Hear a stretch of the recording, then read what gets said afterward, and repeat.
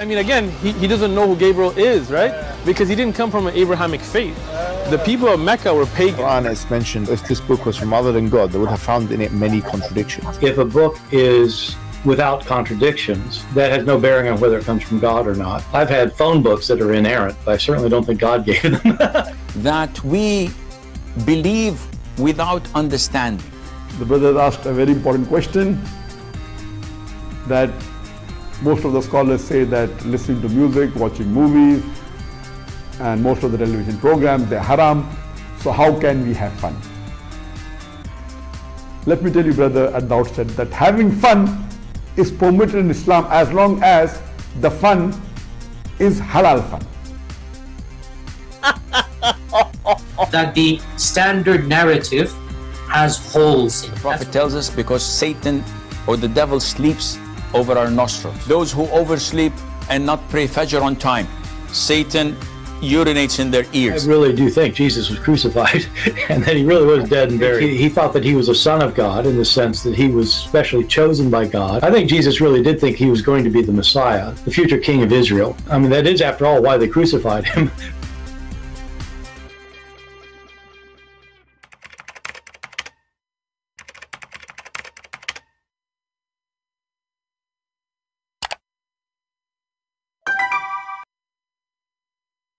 Hello everyone, and peace of Christ to all of you. Please invite your friends and let us have some good time together. As you see, we have a title. Soon we'll open our Skype, so Muslims, if they like, they can join us and they can call. Before I talk about the topic today, we saw in the news that Muslims are very upset because he did burn the Quran.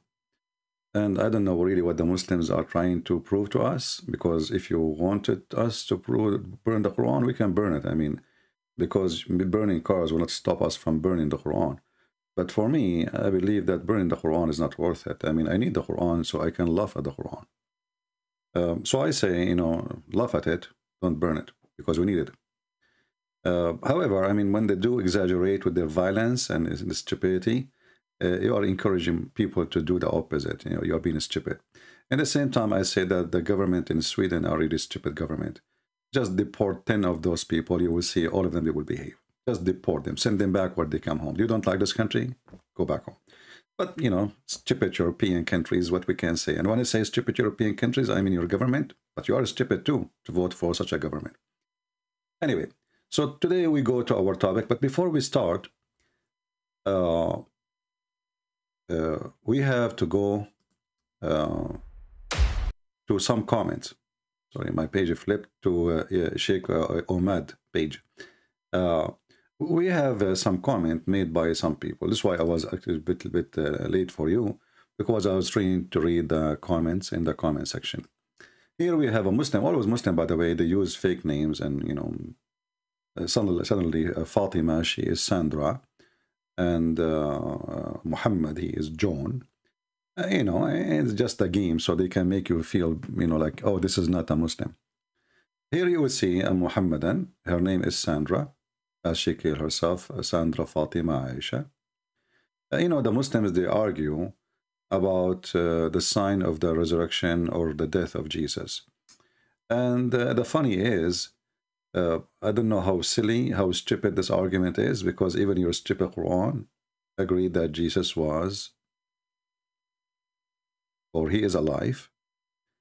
And if this is the case, then we need to ask ourselves, how? You know, can a Muslim tell us how? Every human being is born, to die, you know, from dust to dust. Muhammad himself is dead. The Quran confirmed that all messengers, they died. See, the Quran did not even leave one exception. Like there's nobody in the Quran did not die. If we go to the City Book of Muhammad, we will find this, the yellow pages of Muhammad.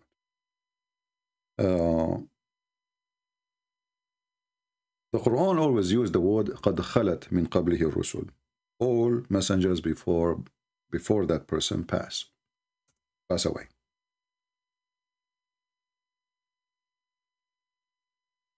And this is a statement is obviously made by a foolish man. His name is Muhammad. Because in one hand he says that all messengers before Muhammad, they pass away, as you see here, chapter 3, verse number 144. And then, on the other hand, he says Jesus is alive. You know? So, when a Muhammadan, he argue about the Bible, suddenly he became expert. He want to explain to us the Bible, and he is expert in his book, but he cannot explain a single line in his stupid book. And this is why we laugh. And by the way, yesterday or 2 days ago, we have a Muslim, remember? The guy who claimed, I don't know at that time when he said that to me, that word, but people, they make comment in the comment section saying that word mean that he have a disability of, like, let's say, he have a disorder of reading. You know, and some Christian, they say he was not missing, he was not joking, he was telling you that he have that. You know, Christians are very naive people as usual, nothing changed. The guy, he was reciting for me Quran for at least 5 minutes. He was reading in Arabic, which is a very complicated language. And he cannot give me the answer in English. And you will find a Christian saying, Christian Prince, this person was not really messing up with you. He is telling you he have a disorder. And he explained to me what that word mean. This is how naive the Christians is. You know, the guy he called me, the guy he volunteered, the guy he spoke to me already 4 times. And he read each time he called me. And now suddenly he have an illness. Like, what happened? In 24 hours you get sick and you cannot read no more? So I wanna warn the Christians. If you are not vigilant and a person with intelligence, you are in the wrong place. Go watch cartoon. Go watch cartoon. Those people, they are professional liars. They call you to play victim so they can earn support from the full audience. I'm not making fun of anyone. I want an answer. I keep repeating the question. Okay, you cannot read it. Can't you give me the answer? Read it with your eyes, your heart. Give me the answer. You can't talk, can't you? He can, right? He's calling me names. He's making fun of me. But then you will find an idiot in the chat or in the comment section. You know, he is taking his side somehow. And yet they are Christians. Because simply those people are very naive. And they have a good heart. But your good heart is not connected to your brain, obviously. Now we go back to here. Chapter 3, verse number 144. It says, Muhammad was only a messenger. There lived other messengers before him. Any Muslim agree with this translation? This is what the verse is saying?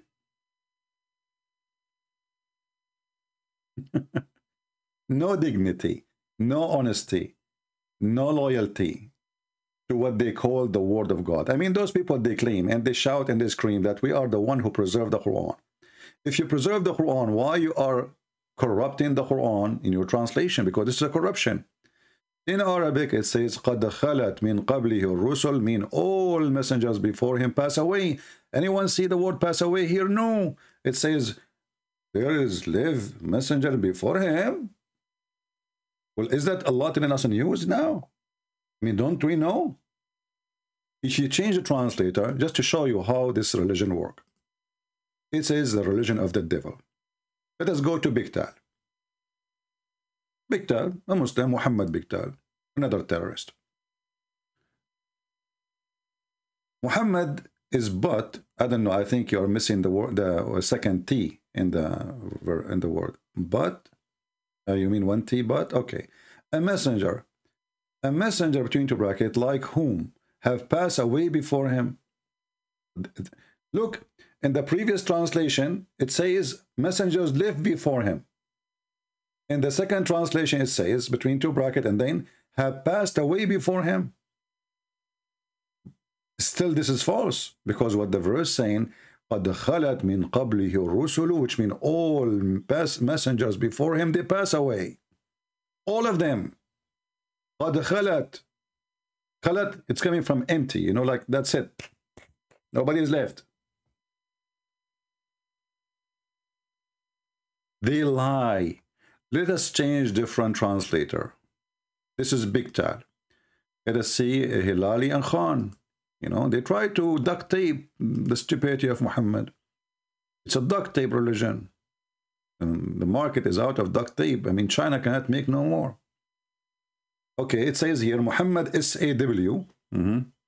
This is the only religion have SW and FAW and, you know, like, okay. No more than a messenger. Oh, he is no more than a messenger. So why you call him a prophet? I mean, you see the stupidity here.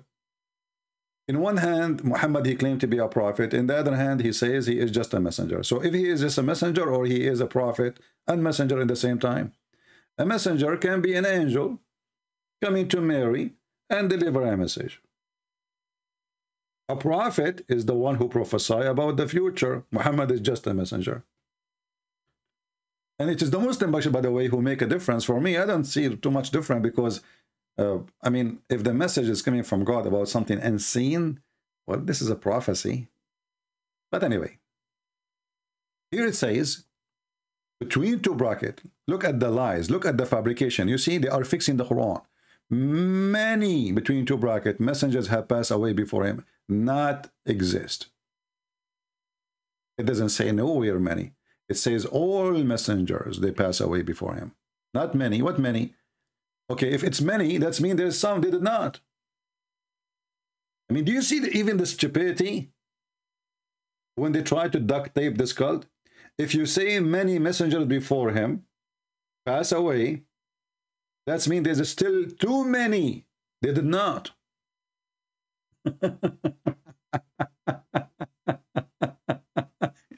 And they are, and this is mean they are still alive until now. I mean, this is the religion of stupidity, literally. So the Quran confirmed that all messengers before Jesus, they pass away. And not only that, if you go to the video of Sheikh Umran, he said clearly, the Quran says, Inni mutawaffika, and he explained that it's mean I am going to take your life and I will take you up to me. So you have to die first. Here we go.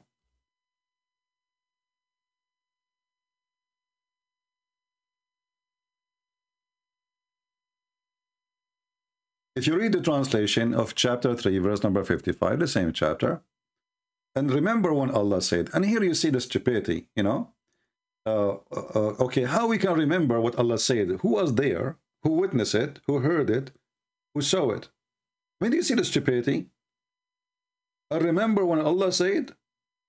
When you say and remember, you know, that's mean Muhammad, he was there. Because I'm reminding him, in what? Where? Oh, Isa, I will take you and rise you to myself. Where it says I will take you and rise you to myself. What is the word that will kill you first? Where is the word that will make you die first? It's gone. You change the translator. This is Hilali and Khan.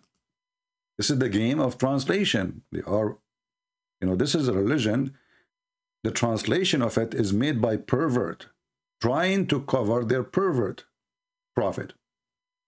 Maududi, let us see Maududi, Mr. Maududi. I like Dudi. Dudi Biden. Okay. When Allah, he said, oh Jesus, I will recall you and raise you. Recall you? Well, I heard that BMW are recalling some of their cars. Recall you? What does that mean? I mean, do you see the stupidity? Let us change the translator. Allah is making a recall. Hello, Mayday, Mayday. Call Jesus, okay? We have to take him back here. Okay, you are we found there is a problem. Recall? Carrie. Let us see this Carrie. Who is this Carrie? Where are you getting from? I don't know. Okay. I shall take you. I shall take your soul. Like, what the heck? This guy is getting even better. Oh, Jesus, I shall take your soul. Okay, hold on. How come all of this never appeared in the previous translation? Here we go. Now we find out that Allah will take his soul. What does that mean? It means he died. Guys, we did not change the Quran. We just flipped in the same stupid website. And then we find the Abdul or a Balbula coming to us to explain to us what happened to Jonah. Let us see this Muhammad Fatima Sandra. With righteous indication, Jesus reply. Let us go to the better and the cheese. Here, Jesus said, no sign. He does not refer to the Jews, to the blind, to the etc. Like all the sign, the miracles he did.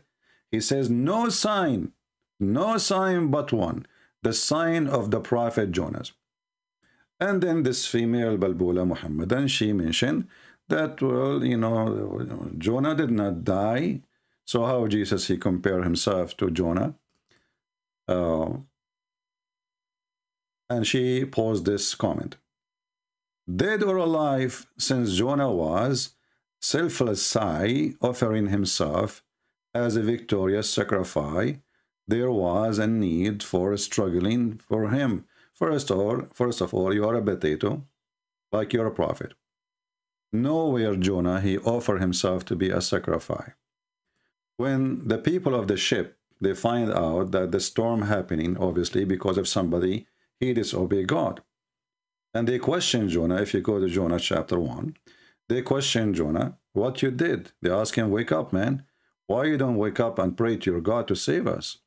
And then the conversation lead them to know that this person, he did disobey God, and he was trying to escape the mission which God, he gave him to do. So if we go to Jonah, you can read Jonah 1 from verse number 1 and all the way to the end. I mean, it's a short chapter anyway.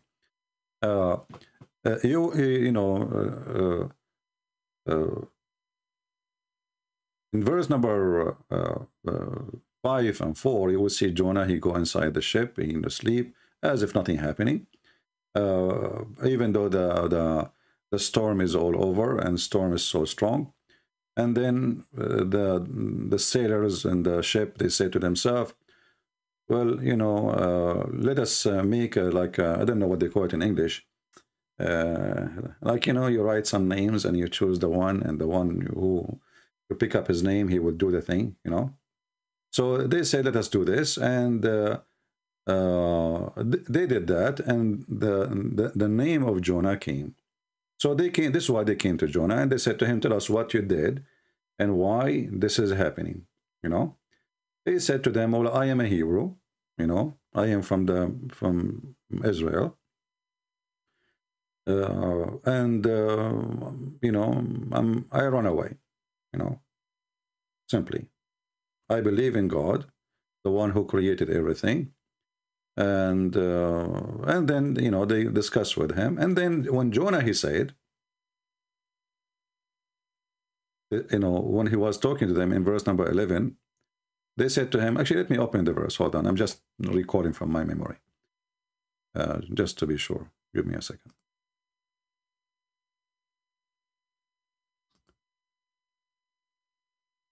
You will see now Jonah, he have no choice. He said, you know what? Okay, well, just, you know, then they throw me. You know, they were wondering what they would do. I mean, things is tense, and they didn't know what to do. So when this woman, she says, he voluntarily, even that, I mean, that's not a big deal, I mean, because Jesus, at the end of the day, he volunteered, you know, to for the cross. He did not. He said, nobody can take my soul, you know, my soul from me. I lay down myself.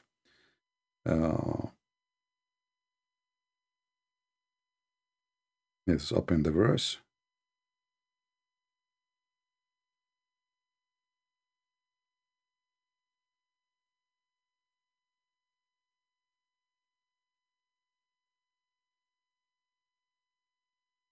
All right, let us see. And we can use any translation, it doesn't matter, you know. So here, this is Jonah, chapter 1. Let's put it in the screen.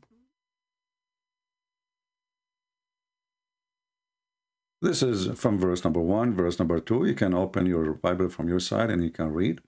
And then you will say, the Lord, he sent the great wind. So obviously the wind is happening by the order of the Lord.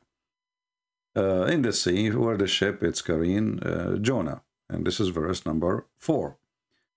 And then the sailors, they were terrified. Even they start throwing goods from the ship. You know, they start throwing things from the ship so they can save the ship from the weight. And then, you know, those sailors, they said to themselves, well, let us have you know, let us make I don't know what the game they call it. Let us choose the name, pick up a name by luck, let us say, and the one who his name is going to show up is going to be the reason for this, you know. And obviously this is not really a game, otherwise the Lord himself, obviously he made them pick up the name of Jonah. So when they pick up the name and they found that Jonah is the one it fell onto him, this game, they said to him, tell us, you know, why this is happening, you know, who are you? You know, you are just a passenger. Who are you? What is your problem? What you did? From which country you are? Who is your people? And then he said to them, well, I am a Hebrew. I fear the Lord, the God of heaven, which has made the sea and the dry land. And then those men, they were really terrified. Obviously, the ship is flipping all over, I mean, almost coming down. And they said to him, like, what happened? Why this is happening? And what we will do? You know, they are trying to find a solution. Obviously, you know, like, because of you, none of us belong to this. Your God is the reason for this, you know. And then when Jonah, when he finds that they are throwing their stuff, they are throwing everything, and they are gathering around him, he have no other choice. He said, okay, what you will do? I mean, because either they will kill him, or they will, you know, he said, okay, throw me in the ocean. And this is why it says there in verse number 12. So when this guy, he said, sacrifice himself, you are being stupid. Because still, if you jump in the water, you're not dead. You know, you're not dead. You might be able to hold the peace, or already they are throwing their product in the water, and many things can be floating, and he can hold himself there, and maybe you know, he might die, you might live. It's not still sacrifice yet, but he have no choice. And then after they throw, you know, and he told them why. Okay, throw me in the ocean, because this is because of my sake, because of me. You know, I'm the reason for that. All right, for I know that is because for my sake. This is a great thing happening. So I am the reason for it. Okay, throw me.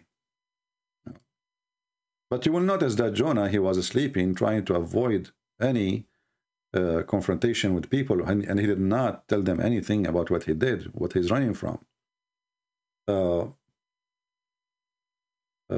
So, and this is how, you know, Jonah, he ended in the water, as it says here in verse number 15.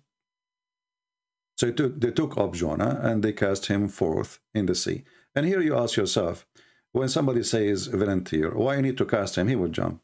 You know, I mean, people, they are really weird. They have a little brain, or they, you know, if you have an agenda, you claim you do not know how to read. If I'm a person voluntarily, I want to go out of the ship, I will jump. There's no need to cast me. You cast a person because obviously he have a lot of hesitation to do it himself, or he don't want to do it. Maybe he said it, but he don't want it to happen. He would just say it, maybe, okay, throw me. But maybe he never thought they will do it. So otherwise, they will not need to cast him. He will go to the top of the ship, walking his feet, and he will jump from the top, from the edge of the ship. It's very easy, you know. The ship is not, the fence of the ship is not 10 kilometers high, to the point he needs somebody to cast him from it. So people, they are silly and they say stupid things in order to prove a point. And then, if we go back to this Balbula,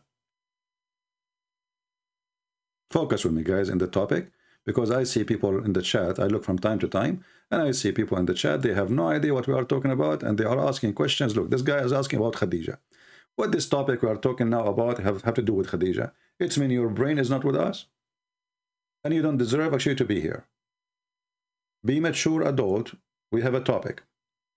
So here it says, and she make it in big. Take me up and cast me. We know, we prove that you are stupid, because if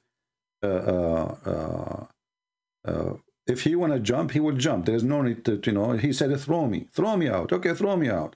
But obviously he don't want to do it, because there is no need to throw him. You know, when I say throw me out, Well, why do you want to throw me out? I throw myself. Was Jonah a person who cannot walk? Was he a person disabled? He cannot even stand up? That can be possible if he is one of those. He cannot walk, he cannot stand up, he is in disability, and that's it. Then, okay, cast me, because simply I cannot do it myself. And then here she said, the question is now serious, that when the shipmaster and the crew threw him overboard, was Jonah dead or alive? Any Christian child who has attended Sunday school will give you immediate answer, he was alive. Well, you idiot. Well, if they cast him out of the ship, he was alive. Actually here, you see, I just mentioned that Jonah, in order for them to cast him, why they are casting him? Either he is disabled, he cannot walk, or maybe he's dead. But I don't think he was dead. You know, this is what the verse is saying. But we can play the game the Muslim they play, right? But because simply he did not need to cast me. Okay, I will throw myself. You know, if he's doing it voluntarily, why you need to cast a person? Why need to push him? If a person want to throw himself from the cliff, why need to push him? He will throw himself. He's doing voluntarily, as you said. But you are dumb. But about so when Jonah threw overboard, he was dead or alive? Well, he was alive, but what did that have to do with the topic? You are silly stupid. If you go, let us open Jonah chapter 2. Go the story, continue there.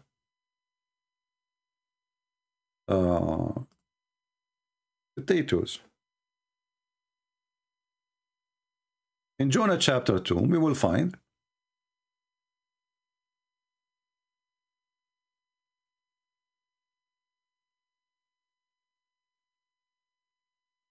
actually, we missed the part in Jonah chapter 1 here at the end, where it says we did not read this part. So the Lord, he prepared a great fish, a whale, and it swallowed Jonah. And Jonah was in the belly of the fish for 3 days and 3 nights. Now, the argument of those potatoes, they say to you that Jonah, he did not die. Let us see if this is true or not. We go to Jonah chapter 2. Jonah, he prayed to the Lord out of the fish belly. Obviously, at this moment, he is alive. And he said, I cried by reason of mine affliction to the Lord, and he heard me. Cut off the belly of the hell carried, and I, though hardest my voice. You know, King James Version, for me, it's hard to read. It's a very heavy-duty English. Here, first of all, you will see the belly of the hell. You know, the belly of the fish presenting the belly of hell, and hell is death. For the Bible, many times there's tons of verses in the Old Testament and the New Testament. When you speak about somebody send you to hell, it doesn't mean really hell, the eternity hell. It is death. You know, like this is the other word where, you know, if the person is bad, he will go to hell. And obviously Jonah here, he confessed that he was bad, for he disobeyed God. So where he will go? He will go to heaven. He will go to hell. And obviously this was happening as a punishment for him for what he did. And then, for thou had cast me into the deep. And here you see the stupid woman who made the comment. She said that he did voluntarily jump in the water. Here it says, for thou had cast me into the deep. So do you see, guys, how little reading can get those people busted? Just little reading, it will show you how stupid they are in their comment section. All right? So who is really the one who cast Jonah? The previous verse says the sailors, right? But Jonah, he understands that all of this happening for the Lord, he wanted to happen. So who is the one?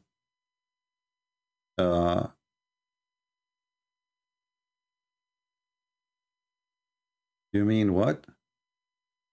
I know some people making comment.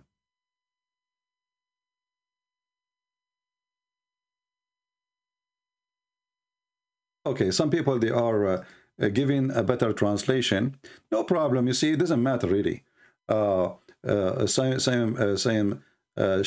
or Hados mean a grave. Yeah, actually, it depends on the translation. It's no problem. We are going there. Just wait, you know. Have patience. Uh, for sure, if you are a person who read the original language, and let us say this is our weakness here, you know, if I am a person who speak Hebrew, I will for sure I would do better. But if you ask the Jews themselves, they agree that Jonah, he was dead inside the fish. But even if he is not, I mean, we will see how that will not make any difference anyway. But if we go and read more,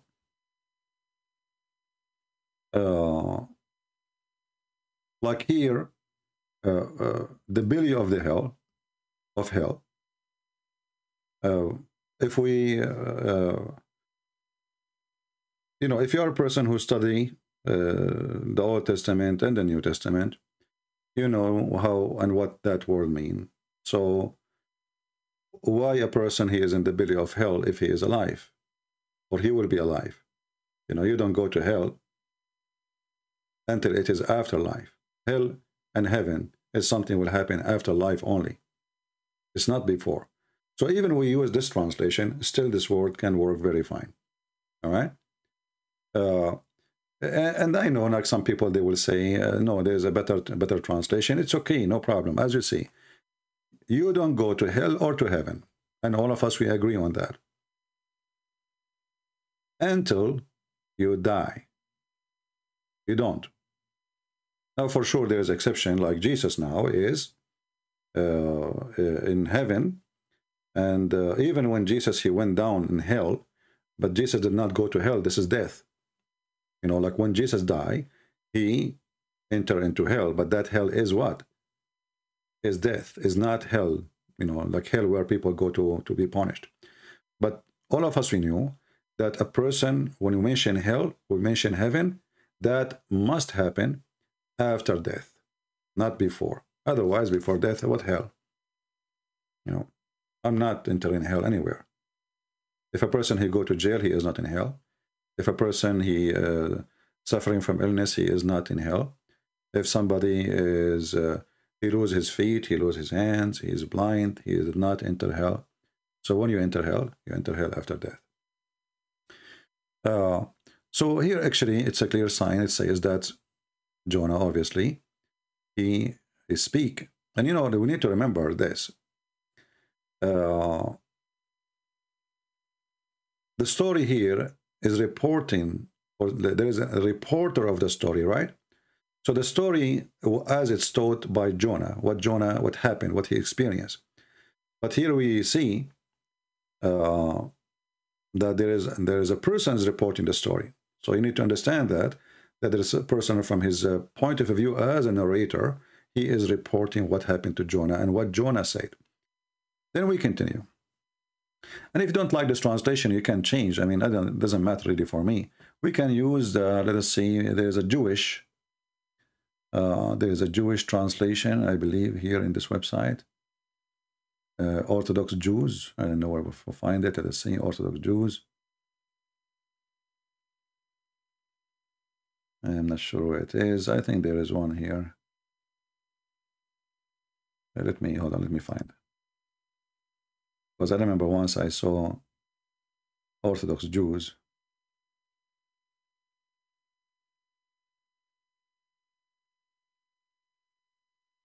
Okay, let's see.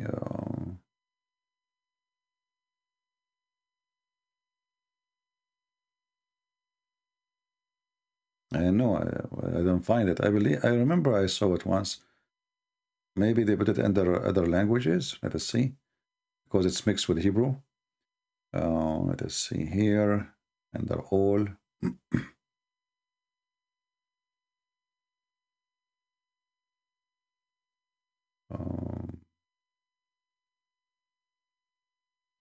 All right, look like they put it under the other languages. All right.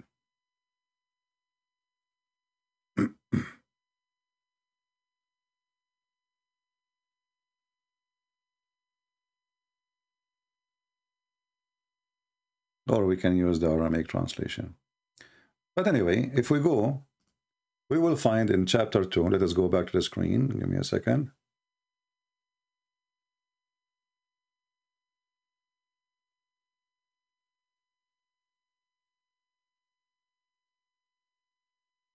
All right.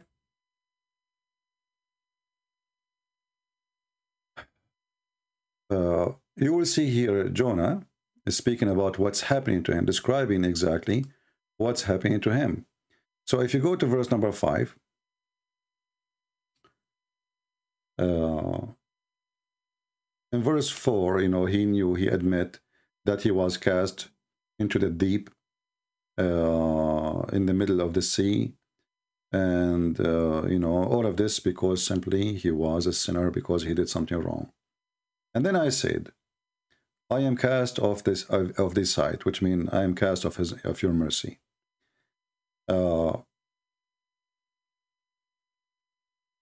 And he is giving the reasoning for what's happening to him, why it's happening. And in the same time, he is making a promise that I'm going to do what you want me to do. I did wrong, but I admit I did wrong. But at the same time, I promise I will look at your holy temple again. I will look at your holy teaching to me, your holy orders.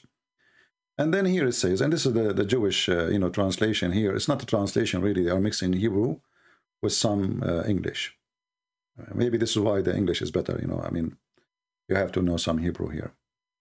But then you will see that the water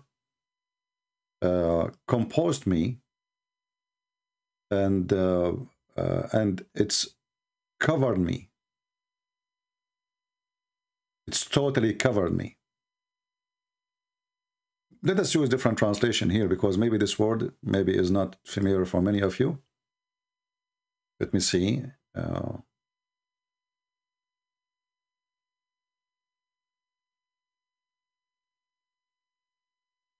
What nefesh mean? Let us see.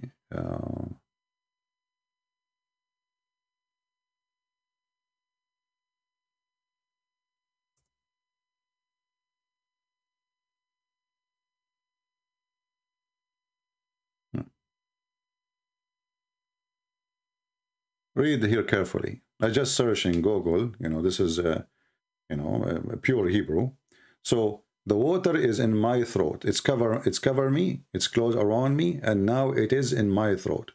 So Jonah is drowning. Jonah is drowning. And where he is in the depth of the water, not in the top of the water. You know, he is inside the belly, yes, but he is in the depth of the water, because it's still, you know, if you study the whale is not like a fish. It's a mammal, and they have a different system. You know, they have their stomach is different.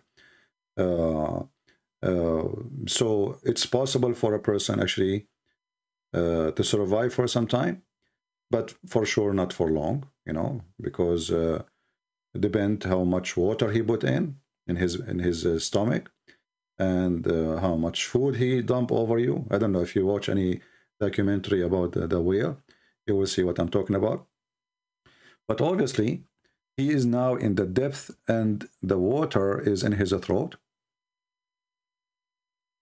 And the water is all around him. If you don't like this translation, if you are Abdul, you are not satisfied.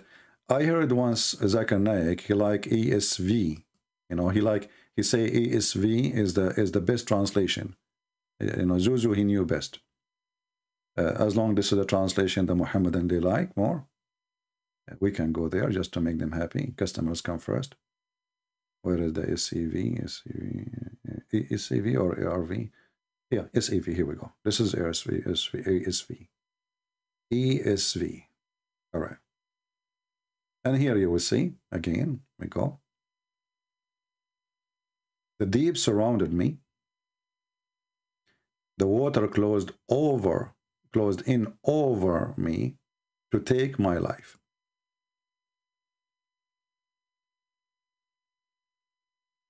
He is dying the moment.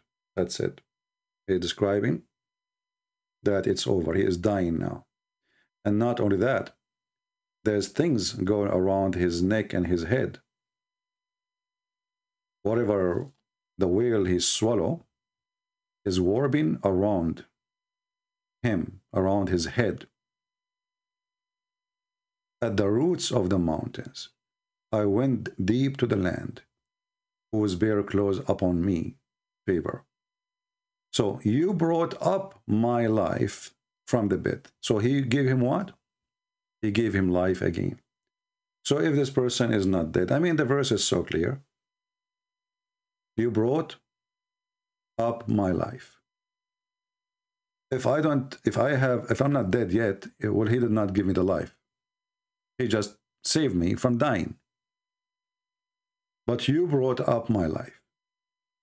And again, you can do the game of translation. If you don't like this translation, you can change it, but you will see all they will end in the same way. So here you see the hypocrisy of the Muhammad. And when they say, well, Jesus, you know, if Jesus, he said, this is the sign of Jonah, then he should be dead in the grave, same as Jonah did in the sea. But Jonah did not die. And here I find a very stupid argument, because even if Jonah never died, you know, Jesus, he said, you can destroy this temple and I will build it in 3 days. You can destroy this temple and I will rebuild it in 3 days. So the temple will be destroyed, and that is life. Because when you crucify somebody, well, still his hands is there, his head is there. No? I mean, you did not cut him pieces. Still there is head, there is hands, there is all his body. So what is destroyed? The life. So you can destroy this temple, I can rebuild it in 3 days. And then the story of Jonah being inside the deep, that's what Jesus is talking about, for 3 days. Remember here that when a stupid Abdul, he come to us and say, well, Jesus, obviously that means he did not die, if this is the sign. Well, Jesus was taken from the cross to a tomb, not to a hospital. And people don't take somebody to the tomb unless he is dead already. So here you see the ignorant and the games they play again. And this is Sandra. Sandra, do you like to call me so we can laugh together? Sandra, do you like to call me?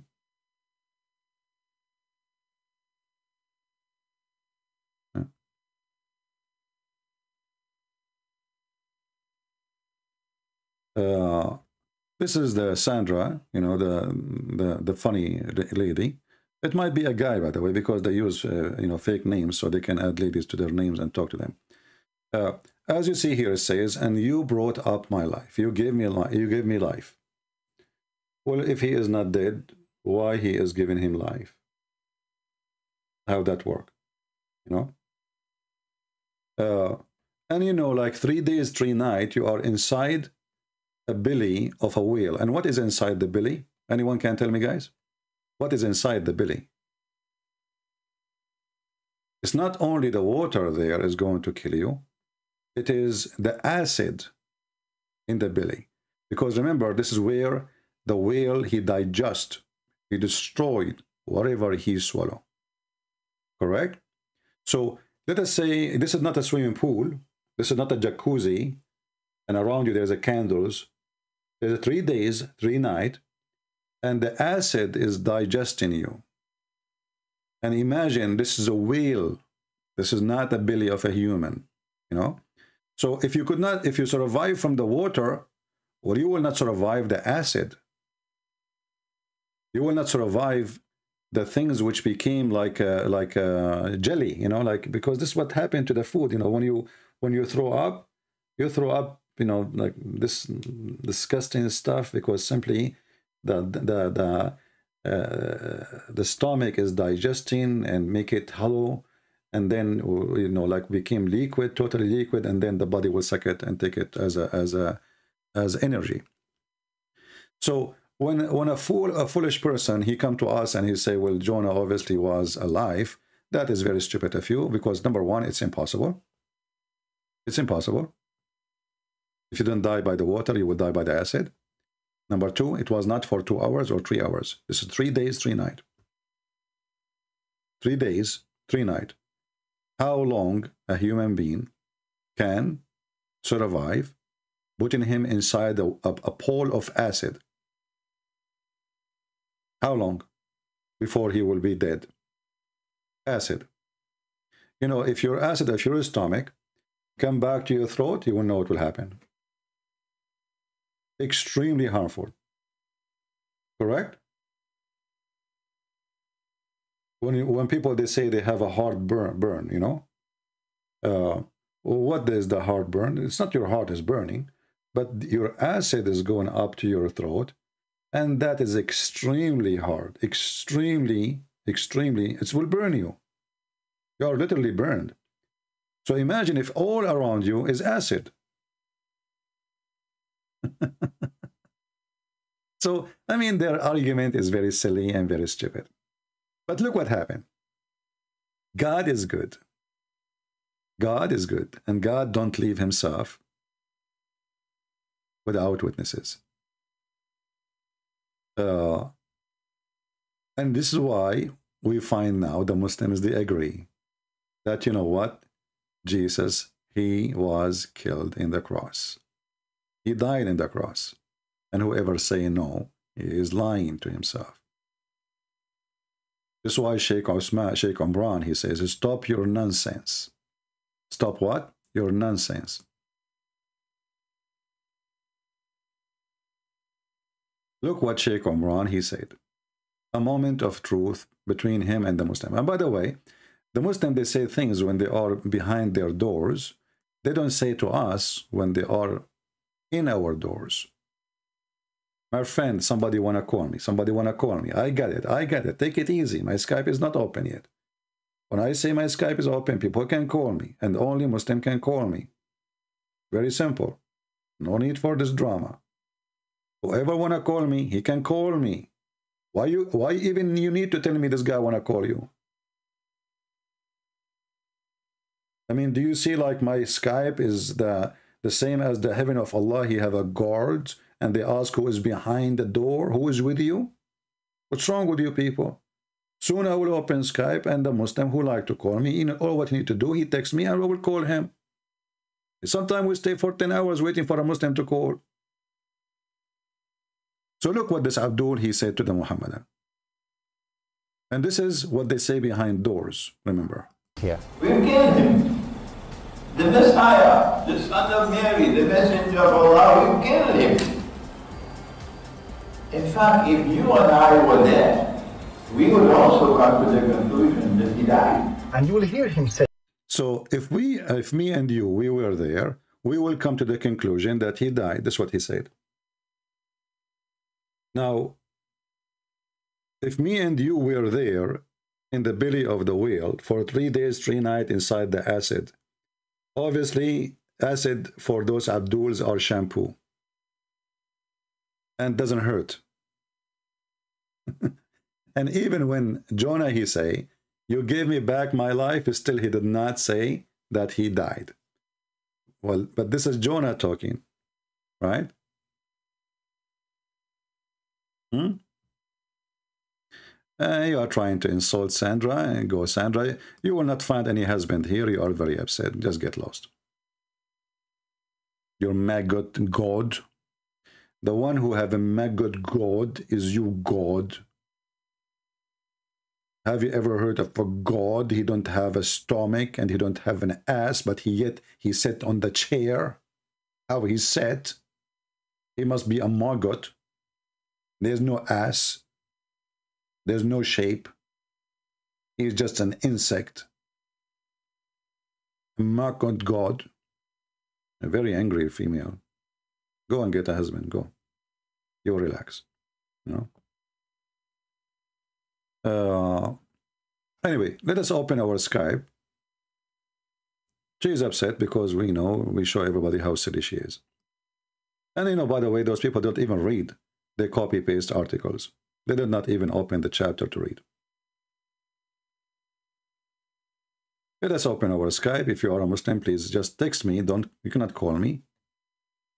I have only people who they are in my list. They can call me. Or if I spoke to you before or text you, then you will be able to call me.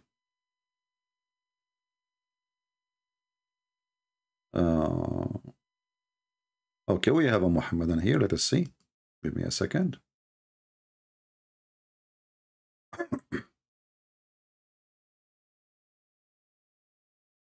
We are calling this guy, he called himself Sheikh.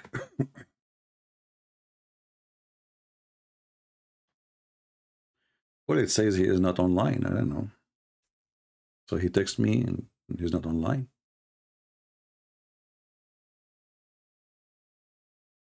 I want to show you an example. I don't like to show a messenger of people, but I want to show you an example of mental illness. People who they, you know, they chase me. This is a female. She is from Indonesia. She have like 3,000 names. I block one, she come with the second one. I block the second one, she come with the third one. She called herself Nightmare. I don't know what kind of a stupidity human being he have. I don't know what to make a comment, but she keep making names after names after names. She went even to Patreon. She made a donation. I blocked her there. I mean, I don't know what to say with those stupid people. What's wrong with you? You don't have dignity. You don't have... Go find a man in a website, you idiot. Stupid people. Are you a Muslim? The one who says to me, can I call you? If you are a Muslim, you can. If you are not, no. Do we have any Muslim?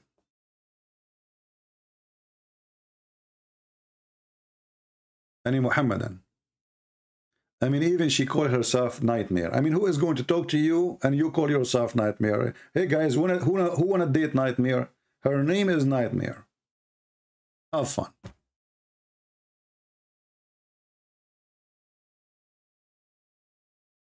What's wrong with people?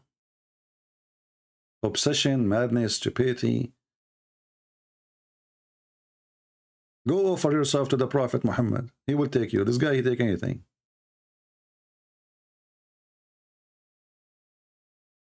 Do we have any Muhammadan? What is the Muhammadan who want to text me? Obviously, he's not a Muhammadan, right?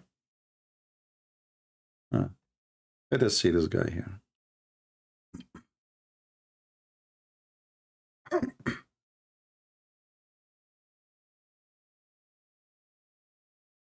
We're trying to call another Muhammadan.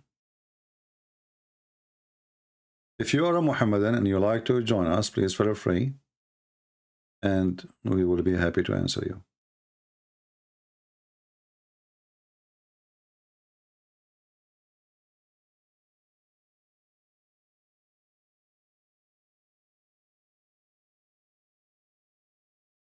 All right.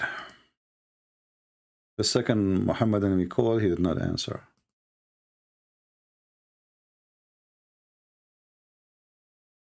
I am about to convert unless you can stop me. This person, he says he's about to convert to Islam unless I stop him. No, I don't care to stop you. Go convert. You are stupid. Anyone who says such a statement for me, it's obviously you are seeking attention. You are not a truthful person. And obviously you are a Muslim. I am going to convert unless you stop me. You remind me of Muhammad when he decided to throw himself from the top of the mountain. And then he was waiting for Jibreel to hold him from his panty and say, Muhammad Habibi, don't throw yourself. Okay, Habibi, you are truly, you are a messenger of Allah. Go throw yourself. Dummy people. As I care. You want to go to hell, go to hell. And obviously you're already a Muslim. You're a Muslim. You're born as a Muslim. How in the world anyone want to accept a religion, promise you an endless penis? You must be stupid. You must be a penis. You end as a penis because your penis is way bigger than you. When there is a God, he promised me endless penis. That means you are not even 1 to 1,000,000% as a person compared to your penis. So you want to say to me, I'm thinking to convert, you know, stupid idiot. Yeah, okay, no problem, my friend. You are born into no religion. Stay wherever you are. Go convert to Islam. I have no interest in such a silly conversation. People who convert to such a religion, they have mental issue, and I can prove it. Endless penis. So how tall you are, and how tall is your penis? Your penis is endless. You are not endless. So all of you, you become a penis. So, you know, I'm thinking to convert to Islam. Okay, go and become a penis. Follow the penis God. The penis of God is good. You know, at least you can screw with him. But I don't know you will screw who. The first one you will be screwing is yourself. People are stupid, you know. I mean, what kind of a donkey will believe in such a stupid... Even donkeys will not accept it. Bring a donkey, tell him, listen, if you believe in me, I will give you a lot of female donkeys, okay? The donkey will look at you like, what? What the heck? Or what you just said? I mean, do you even have to have a brain? Even donkeys don't accept such a stupid religion. And 80,000 little boys. How many? How many? Brother and sister. Hey, Zakir Naik, are you there? How come Zakir Naik did not call until now? Usually this guy, he jumped from the middle of nowhere. Christian Prince, I'm watching you and I'm waiting for the moment. And the moment just came. Hey, the moment just came. So can you tell us why you will get 80,000 little child in the heaven? Christian Prince, in the heaven, you need people to make servant. And what those servants will do there? As an example, you need laundry. Hey, Zakir Naik, you're a stupid fool. The Quran says that even your clothes will never be ruined, they will never be even wrinkled. And they will never get dirty, and you will never change them. So what do you mean laundry? Okay, Christian Prince, forget about laundry. They will make tent with it. You stupid Zakir Naik. Isn't it your prophet? He says, whatever you wish, you make a wish right away. The password, you see a bird in the sky, right away will be in your dish. So what do you mean a servant? Make sandwich for you. Okay, Christian Prince. They will serve you wine. They will serve you wine. 80,000 little boy to serve you wine. 80,000 to serve you wine. Like, what the heck? This is religion. Christian Prince, I'm thinking to convert to Islam. Islam is very convincing. They have one God who make my penis very endless, very big, and size that makes sense. You know, all of us, we like size. You know, don't you like to have a big woman? Big TV? Big meat? And don't you like to have a big land? Here we go, your penis will be big. And how many servants you will have? 80,000? That's deep. Isn't it obvious that this guy is making fun of you, you idiots? Stupidity is amazing. Look at this hadith here. They asked Muhammad, what is the lowest reward in heaven? You see, many people, they keep saying to you that the reward is 72 virgins, right? This is false. This is for the very, very, very, very bad Muslim, the one who don't pray. Do you understand? The lowest, the last one will enter from the door of the heaven is the last and the last in the list. So here, the least of the people of paradise, the least, okay, what they will get? Brother and sister. This one will get 80,000 little boy and 22 wives.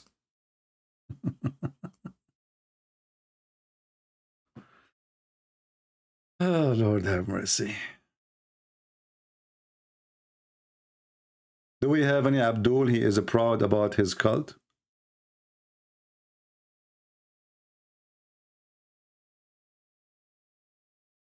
Anyone?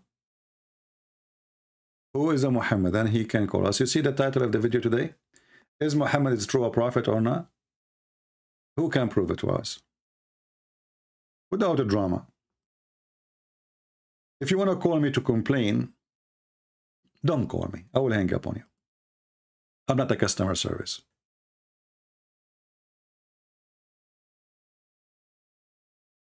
A person saying to me, hello CP, I am an ex-Muslim agnostic.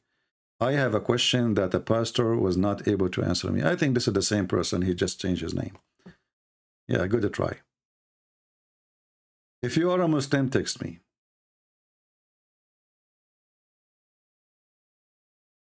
and I will call you. Text me just to call you, not to talk to me. I don't want to text back. Anyone?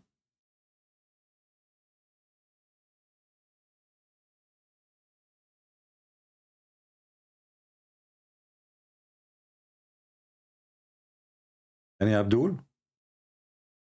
Remember, if you call me, you will go to heaven. You will get the 70, 80,000 servant boys. All of them are boys. The Quran described them, those boys, as they are very sexy. And they are white. Very white, like pearls.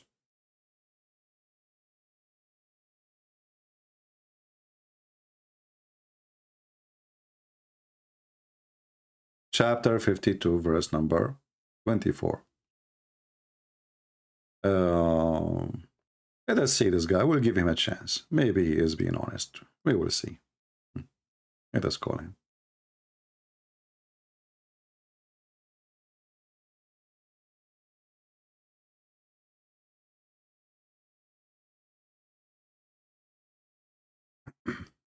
Hello?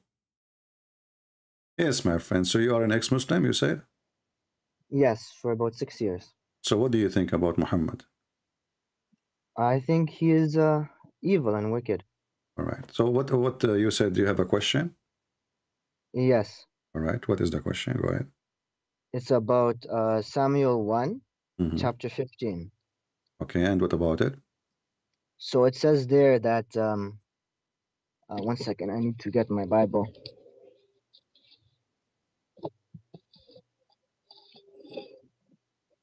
It basically says that God commands them, I think commands David, to kill the people of Amalekite. And he has to kill the man, woman, child, and infant. And I feel this is similar to how Muhammad used to go and check the boys for, hair for puberty and then kill them too. So I thought it was well, first of all, when the Jews, they go in war for a reason. Those people, the people of the Amalek, they annihilate I don't know if I'm using the correct word in English. They almost extinguished the Jews. They killed a lot of them, and they killed their women, their children, and they take them as slaves. Even they took their holy, let us say, sacrament. So the Jews, when God, he ordered them, and everybody knows that the Jews believe in the law, which says eye for an eye, and this is war. This is not two people fighting neighbors. You kill my son, I kill your son. No, the one who killed, he will be killed. But this is a war, and the Jews almost are extinct.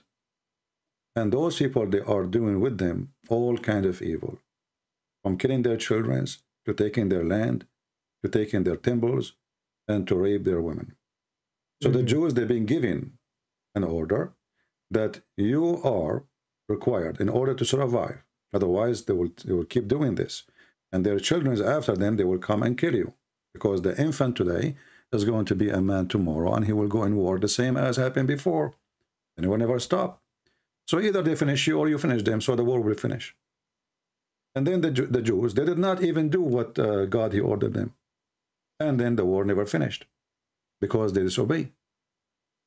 So the war continue and the killing continue, and it's forever. And now I will give you an example. My friend, there's nothing is called a child to be killed or not. If God, he said, God, he said. We are not the Jews, the Muslims, who they are hypocrite. We deny things. Who is the one who gave the life to the child? God. Okay. God, he says, I take his life. Who are you and me to question? So God, who created us, if God, he says, Christian Prince, I'm taking your life, can I stop him? Can I say to him no? Can God, anyway, without the Jews or with the Jews, cause them, all of them, to die? He can.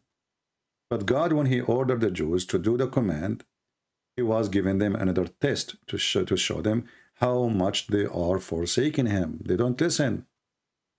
They are potatoes. But CP, my friend, your logic doesn't know. You see, this is not about Muhammad. Muhammad, he was attacking to rape women, to take money, to take Jews, not because those people are attacking him. Who did the Christian attack Muhammad? No. Did the Christian make a threat to Muhammad, convert or else? No. Did the Christian says, if you don't convert, we will come to the Kaaba and take the Kaaba? No.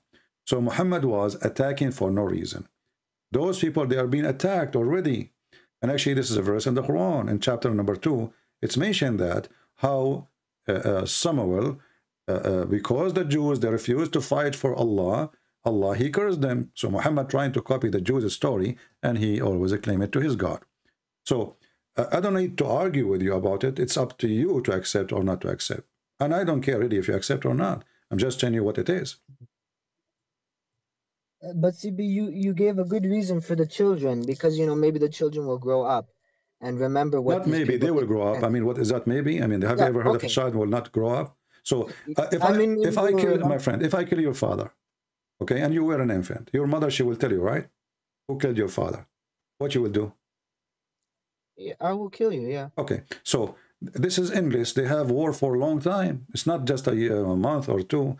And the one is victorious is the one who is attacking is the Amalekites. It's not the Jews, the one who is taking over, you know.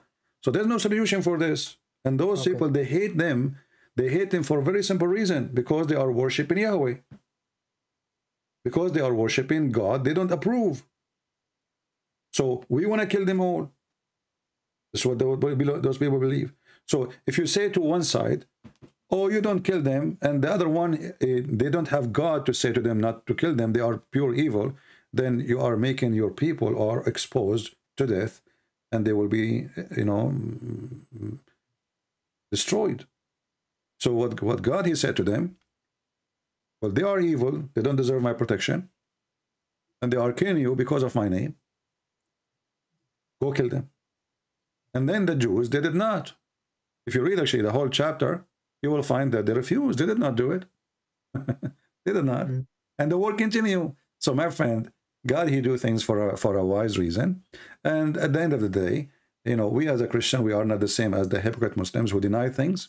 You say, oh, he did not. You know, in Islam, we don't accept killing children. No, in Islam, they accept children. We have the story of Al-Khadr. We have the story where the Muslims came to Muhammad and they said to him, well, you know, when we attack the, you know, our enemies, we are killing their children. Is that okay? He said, yeah, they are from them. You know, there are rihum. I don't know if you speak Arabic. Yeah. So the Muslim, they deny it because they are hypocrite. We do not deny it, for we are not. You know, this is what the Bible says. And we believe in it. And we believe it's a good reason. But for you, from your side, you might agree, you don't agree, this is your business. We don't compromise with a disbeliever because he thinks it is not right. Okay. Okay, You know? I understand. Yeah. So this is how it is. Those people, they are in the stage of surviving. This is not about two neighbors living together and the guy, he just throw a football in your yard and you're going to kill the neighbors, all of them, because they put a football in your, no, or they broke your window. You know, those people are taking the women, taking the children, taking everything. And the end of this nation is going to be based on the decision to obey God or not to obey. So God is telling them about the future. If you don't do this, this is what will continue. They refuse to obey God. And the war until now continue. Look, go right now and watch the news about Jerusalem. Those Jews, they never obey God, and they will never obey God, and they will still in war forever because they still don't obey God. When they took Jerusalem, the Jews, they accept that the one who occupied their city to stay there. And now they are paying the price. They are occupier. This is your land. You know, when Muhammad, he cleansed the Jews from the Arabian Peninsula, no Muslim complained. No Muslim complained. There is a zero Christian, zero Jew in Saudi Arabia. Zero. What happened? Yeah. It's a cleansing. It's a genocide. The Jews, they go in war. They win the war. God gave them their land back. Okay, don't kill those people. Be civil. Send them back where they came from. So you can live in your country in peace. But they never change. Nothing will change on them. And the Jews today, they are far away from God. And if they continue this way, God will take their land from them and give it to their enemies. As simple as that. Mm-hmm. Yeah. You know, when the Bible speak about that, you know, God will unleash the evil on you. What does that mean? It's like, you know, you say, you know, when God, he created you with immune system, correct? Mm-hmm. Okay, and then you disobey God and still start sleeping around. And then you get what? You get AIDS, correct? Yes. Okay, and what AIDS will do? Attacking the immune system. Will destroy it, correct? Will destroy it.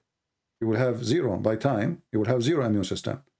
So who is the one who killed you? God or yourself? Yourself. Yourself, and actually it's God too. Because God, he created all those diseases too.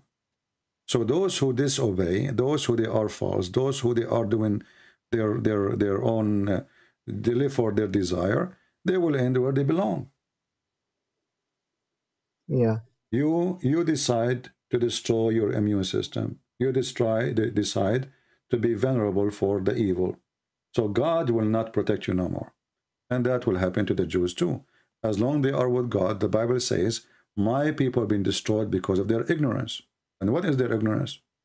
They start worshiping idols. They start, you know, changing their belief, the way they dress, the way they live, everything. They change everything just to be hypocrite to the neighbors who they are pagans. They don't worship the true God. So in the matter of belief, if you speak to a believer, he will not compromise. This is how you know who's a believer, who's not. Muslims are not believers. Muslims are a bunch of liars. The second you show them something, you think it's negative, they deny it, but it's there. Why they deny it? Because they feel ashamed of it. We as a Christian, we have no shame. We see in the Bible, we have no shame to see there. We see that this is what the right thing to do. We don't see God is doing shameful things. For them, they see their God doing shameful things. That's why they try to compromise and they try to cover up. Inside their houses, they say something. Outside their houses, in front of us and atheists, etc., they say something else. All of the Muslims, if you ask them, they say to you, Islam says there's no compulsion in religion. But we know that Muhammad says the one who changed religion, kill him. Yeah. And we know that all Islamic countries, they kill the one who leave Islam. So what do you mean? Which one is the true? So they say something, they do something else. But the truth is, Muhammad, he killed anyone who leave his religion. If you ask a Jew, is it true that the Old Testament says if somebody leave the belief, you kill him? He will say yes. You ask a Muslim, he will say no. You see, they deny it because they are not true believers. They are potatoes. And that's why we laugh at Islam. Muhammad created a form of hypocrisy. It's called Islam. And even himself, he come with the hypocrisy rules. It's called taqiyya. So if I talk to you and what I say to you is going to expose your belief and make it look bad, you are allowed to protect yourself, to protect your belief, to deny it. When someone like David Wood, he debate with Mimi Hijab, David Wood, he says to Mimi Hijab, your God have body part. Mimi Hijab, in 2 seconds, destroy the answer question. He said, who said so? Hypocrisy. Well, all of Islam says so, Muhammad says so, the Quran says so, the scholars say so. The answer is, who said so? And the Muslims, all of them, they are laughing. We won the debate. A bunch of potatoes, coward, liars. They deny the nature of their God. They deny even their God to make a point on a stage. It's a comedy show, my friend, and we are here to expose it. Anything else, my friend? I don't want to take too much of your time, so I think I will ask the questions to the pastor. Well, I just answer you. I have other questions, but this is the only question that the pastor. So you are asking questions about Christianity and Judaism. Is that mean you are interested on them, or just asking? No, because I want to become Christian, but okay. You know, I feel there are some things blocking. Okay. So what is blocking you? Tell me. Maybe I can help you. Because you talked about how for apostasy they will kill you in Islam, and even in the Old Testament it will say that. And Mhm. Jesus, in the New Testament, he said he came to complete the law, Exactly. not to change it. But I don't understand why everything seems so different. No, Even the food, nothing the different. food in, No, nothing yes, different. because the food in the they cannot eat it, the Jews. But then No. Jesus, he made it lawful. Okay. See, first of all, let us talk about the apostasy. The apostasy for the Jews is a person he betrayed them, because the Jews is not just a religion, they are people. They are ethnic. Do we agree? Yes. Okay. So all the neighbors, as you see, they are enemies. So now you go and you join the enemy camp. So the apostasy is not only just not to worship God, it's you are betraying them and joining their enemies who want to kill them. And even now in America, I don't know if you remember, there's a guy, his name is Al-Wakili. He is an American citizen, but he is originally from Yemen. He joined Al-Qaeda. What the American did to him? They killed him, right? This is 2000, a few years ago. So is that apostasy? You can worship whatever you want in America. You can worship yourself. You can worship stone. You can worship a bikini. But he joined the enemy. He joined the enemy when he destroyed the country. So the apostasy law in the Judaism, you need to understand that this is not about leaving religion only. This is about joining the enemy camp. People who have destroyed the Jews. Secondly, you said about Jesus, as an example, what is lawful for food, what is not lawful for food. Well, Jesus never says anything against the Old Testament. What Jesus said, he showed the Jews that you became too much into rituals and you became foolish. For it's not what go inside the mouth make you dirty, what come from your mouth. So, you know, when they speak about the Sabbath as an example, Jesus, they saw Jesus working in Sabbath, you know, doing miracles. So, or his disciples doing things. So Jesus, he said to them, Sabbath was made for the man, not the man was made for Sabbath.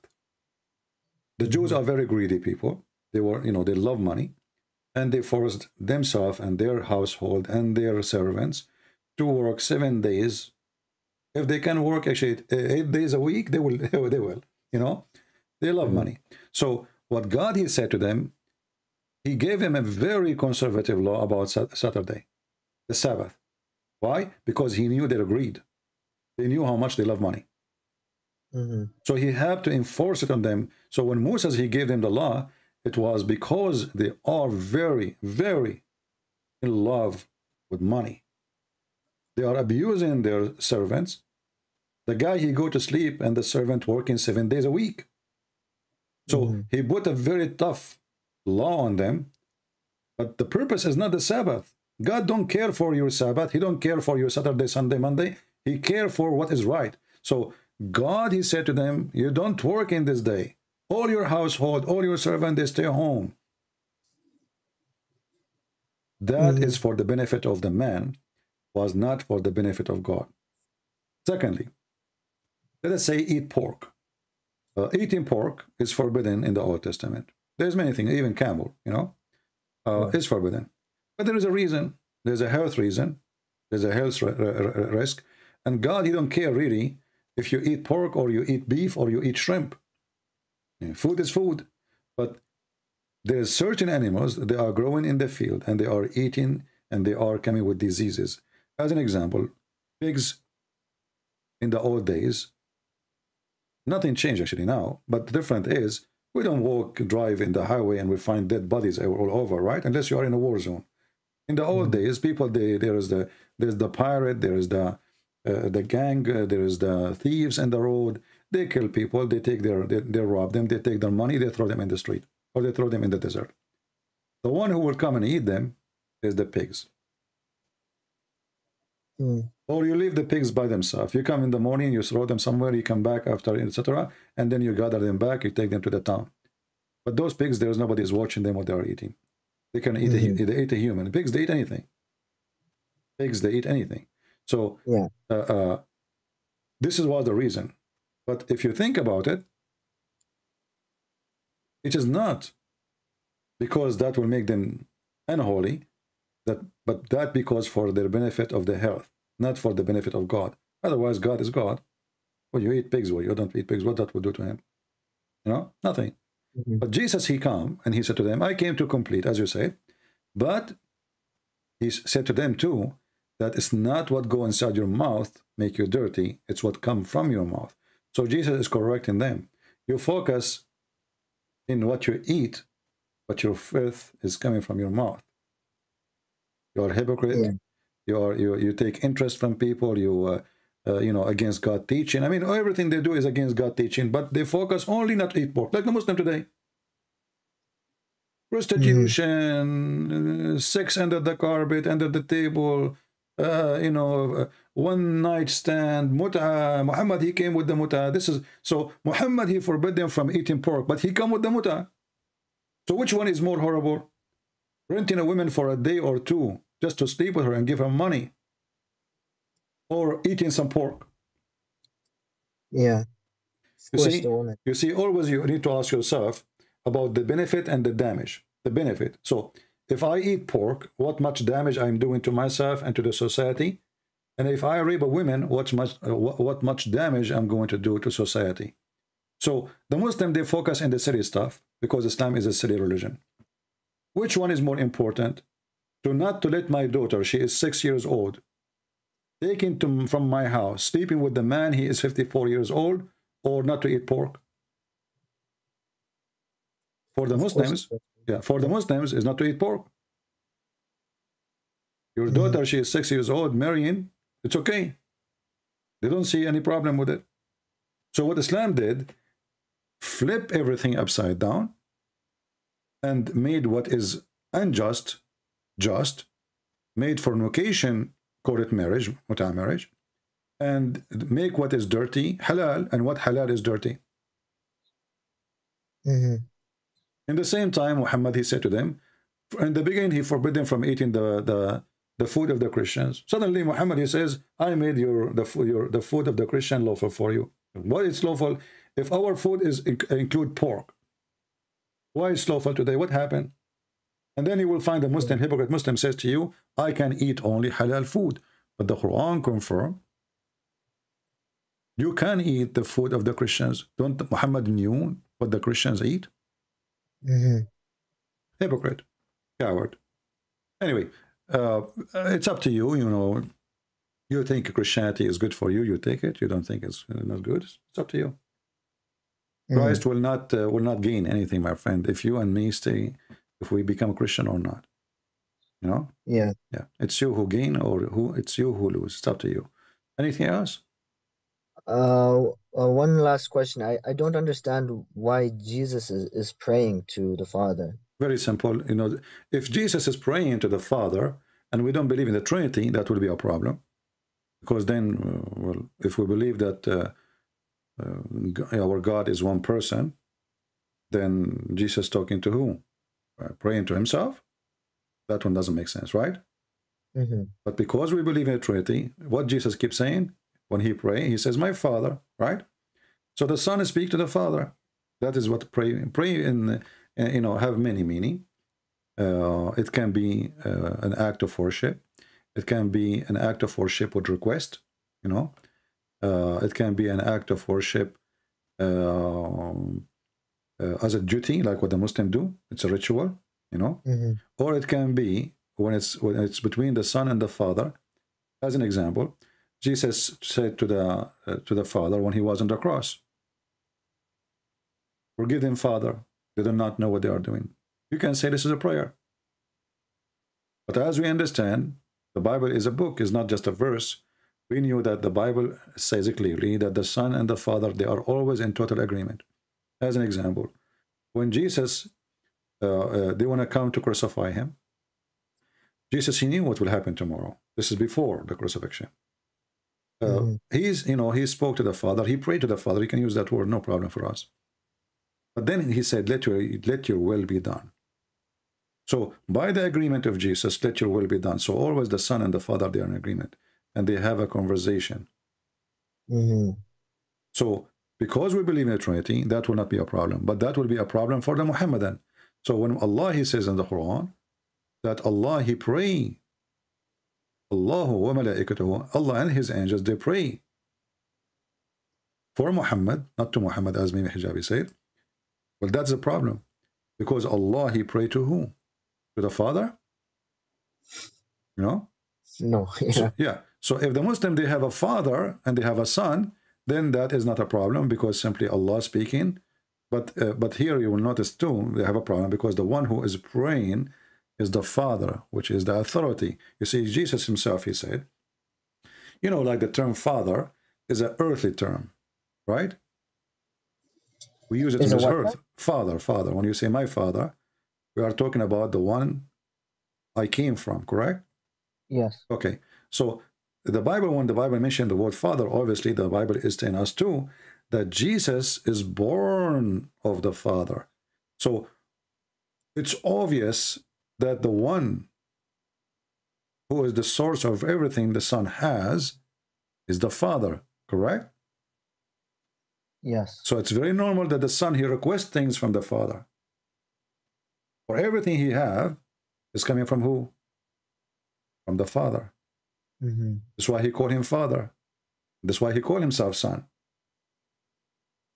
Son always present that I am a person who simply, I have an authority. And the authority is the authority of my Father. So the authority I have, everything I have, is coming to me from my Father. Who is the one who gave the authority for Jesus, the Son, over the flesh of man? The Father. So it's very normal for the Son to speak to the Father and even to ask him for things. So for us, this is not a problem. And, you know, the Muslims, Islam is a hijacked religion. So when Islam hijacked the story of Mary, that Mary, she gave birth to Jesus. You know the story, right? That Mary, she was a virgin, correct? Yes. Okay. But this story does not make any sense in Islam because Mary is a virgin or not, what that will do? I mean, and who can prove that anyway? I can claim that my mother was virgin when she gave birth to me. Your mother, she can claim the same. But after she gave birth, nobody can prove it because it's too late now, right? So, but here you notice, Muhammad, he copied the story, he put it in his book, but he did not tell us what is the purpose. Why Jesus? Okay, all mankind, they are born from a mother and they have a father. Why only Jesus? The Muslim, they say to you, will the Quran answer you? The Quran says, the similarity of Jesus the same as Adam. He said to him, be, and he was. But this is a stupid answer because Adam was not born. Adam was created from dust. And Jesus was not. You see that? You see how silly the logic? I am comparing between two people. They don't have the same origin. Adam never was born. Yeah. Jesus was born. So what the Qurans do, as Muhammad always do, he copies stories from other belief. He put them in his book, and he have a hard time to explain them because he did not know what those stories mean. And then we find, if we study these verses, chapter 3, verse number 59, where it says that the similarity of Jesus, same as Adam, he said to him, be, and he was, then we study carefully, we'll find that Adam was created. It took him a lot of time to Allah to finish him, according to the Quran. He first made bring water and dirt, and he mixed it together, and then he fashioned this mud, he made mud, and then he fashioned it in the shape of a man, and then the last stage, he breathed into the man, and even after he breathed, Adam still is not done yet. So Adam, he said to him, finish me, Allah, before the sun set. So then you ask the Muslims, Allah, he said be before he created Adam or after he created Adam? Yeah. You know what I mean? Yeah, it doesn't make sense. If Allah, he created Adam by B, well then why he made fashion mud by his hands, and why he made the mud, and then why he breathed? Just say be, and that's it. So the question, did Allah say be to Adam before he was using the mud or after? If they say before, that means the rest of the story is a lie. If he say be and he was, that means he did not fashion anything, he did not make mud, and he did not breathe. But the Quran confirmed in other places that he did, fashioned, he breathed after he finished the fashion, and then even it took time for Adam to receive his soul after Allah, he breathed. So Quran is a stupid book, and we laugh at it, and this is why the Muslims, they deny what's written in the Quran, and they deny what their prophets say in order to escape. We as a Christians, we are people who they are. You know, we are true believers, and a true believer will never compromise and will never say things to sweet someone who don't believe. Like now you're calling me and you are mentioning things you think it's negative, but I did not compromise to answer you, did I? No. All right. Anything else, my friend? No, I think that's it. All right. Thank you very much. Thank you. Have a good day. You too. Those who compromise are the fake. We have a Muslim texting me saying Muhammad is a true prophet. Let us call him.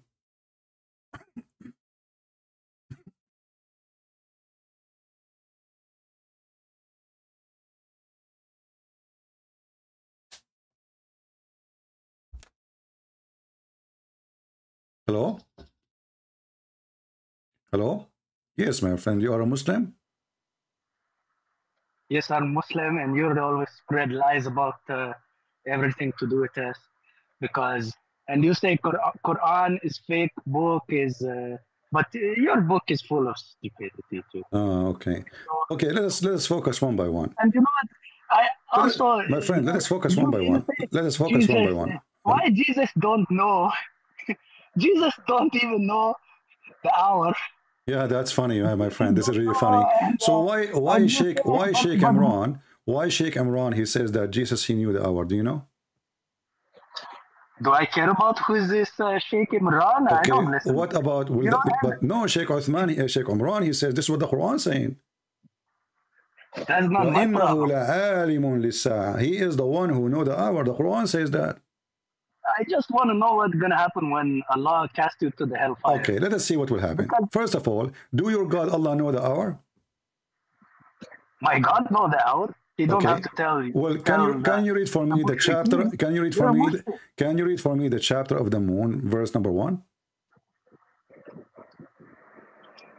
You have it on the screen? Yeah, here we go. Hold on. I'll read for you. You're just a monkey, man. You can insult me as much as you want, but you will not be able to answer. People will laugh. Read. Do your God Allah know the hour? I see be and he was. No, now you will see. It's chapter of the moon. You can search it in your phone or your computer. Chapter 54, verse number 1.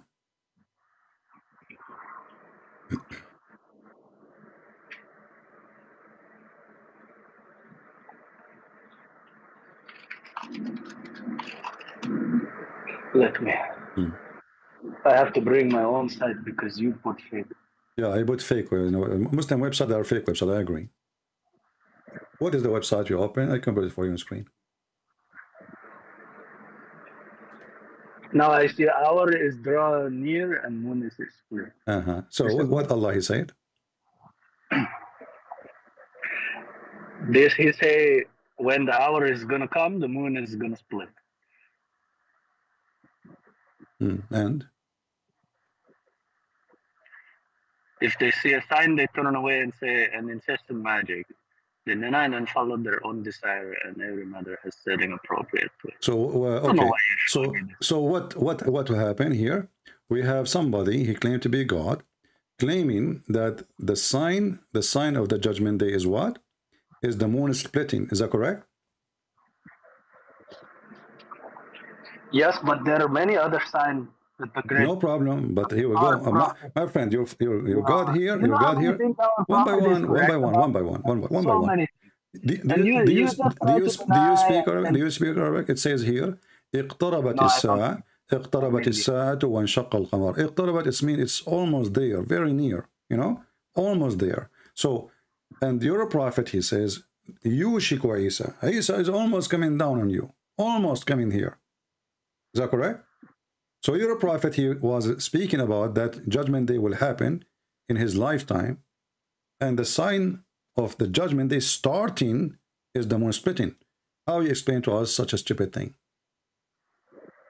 You know, a lot of people, the Christian, they always they try to say like, actually, okay, Muhammad, he said there is a boy, he gonna get old, and then But already it has been refuted. My friend, like, we'll have a topic. Please focus with me. How your God, he claimed that the sign of the judgment day is the split of the moon and nothing happened. maybe that split not happened yet. Clearly not happened yet. So the moon splitting did not happen yet? Not the one for the hour. Because, so this one here, okay, so the one, okay, let us make it clear. The one in front of us, chapter 54, verse number 1, this is about something will happen in the future, not something happened already in the time of Muhammad. I'm not sure. I don't know. Why? Read it and tell me. Give me your answer. I want an answer. Right. Well, it looked like it says the hour draw near, so maybe he thought this. To me, it looked like it's talking about current time. But we know that this is not like 1 year, 2 years, 3 year, 4 year. You cannot decide like what is eternity, what is not eternity level. Quran and Muhammad, they don't have to tell how many years. It can be 500, 5,000 years. It's a small time to Allah. You understand? Okay. So it's a small time for Allah. But as you see here, the moon split already. As what? As a sign of Judgment Day. It's a warning. So if it's going to be 10,000 years from now, so what's the point of the sign? The point of the... Probably, maybe what it's trying to say is there will be some big cataclysm with the moon. Okay. In the judgment time. I will help you more. I will help you more. So I will help you more to understand what's happening. Do you see my screen now? I still see chapter 5. Okay. Read with me. Read with me this hadith. I will show you many of them. You know. Let us see this one. Read this one for me.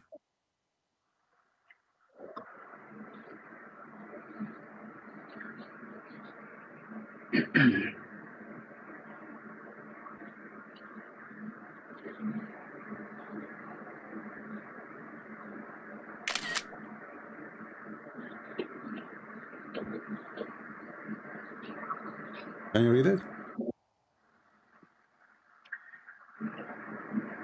Which one you show? If this young boy live, he may not grow very old till he would see the last hour coming here. Anas. Okay. Okay. So why you show me that? He would not grow very old. Okay. So Muhammad, there is a group of people in front of him, and one of them is a young boy. He said to them, this boy, he will not grow old before the hour, which means the judgment day will come. And where this hadith is... this is da'if hadith. Can you show me? Is it da'if? I don't even know if it's da'if. It's da'if, I think. What do you think? Do you think this hadith is strong or da'if? I think it's maybe it's Hassan. It's Hassan. Hadith. No. Yeah. Well, no. This is Sahih actually. This is Sahih Muslim. So what we will do now? So when you say to me, has Anas ever reported incorrect thing before? Huh? Has Anas ever reported incorrect thing before? Anas, did he report any correct things before? Well, I don't think so, because I believe all Muslims, they never report anything is correct, including Muhammad. So don't ask me about how Muslims, if they are true witnesses or not, because I believe all of them, they lie to us about what their prophet do and what he said. But this is your problem, not my problem. This is Sahih Muslim, and the hadith here is so clear that this young boy, he will never grow old until the day of judgment will come. So let us say he will not become 40 years old, because haram, it can be even 30 something, 35. So before he becomes 35, 40, judgment day will come. And why you think Rasulullah tell that? Because if you say and it's a lie, why he would lie? Well, because he's a false prophet. So he just trying to scare everybody to follow his word? It don't make sense. Well, it does not make sense to make a prophecy. He do not know. You know, he says by the time they will find out, he will be dead anyway. This is the child for sure. He will live way more than Muhammad. You know, I mean, Muhammad at that time he's already in his 60 almost. So this child will never become before he come old. You know, and then the Muslim they try to fix it. They say, oh no, this is not about the hour. This is about those people will die. Will die. It says the hour, as-sa'a. And maybe they're correct because he doesn't say like, okay, it's last hour for all mankind. It says حتى تقوم الساعة. Here we go. Arabic is so clear. They try to fix it by their lies. حتى تقوم الساعة. You go and search right away where the word sa'a. The second you say the word sa'a, especially when you say as-sa'a. تقوم الساعة. تقوم القيامة. Sa'a is the hour. I mean, okay. You need when you get more clear. تقوم الساعة. تقوم coming from قيامة. And sa'a is the hour. Very simple.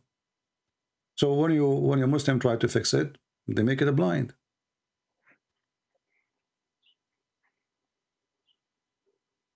So how you can explain that Jesus don't know the hour? You see now you are trying to change topic. First of all, you know, when a Muslim he answer a question, right away he tried to divert any topic about Muhammad. So do you agree with me first now that Muhammad here, obviously he do not know the hour and he's a liar? And his God is not a God? No, I just think this report is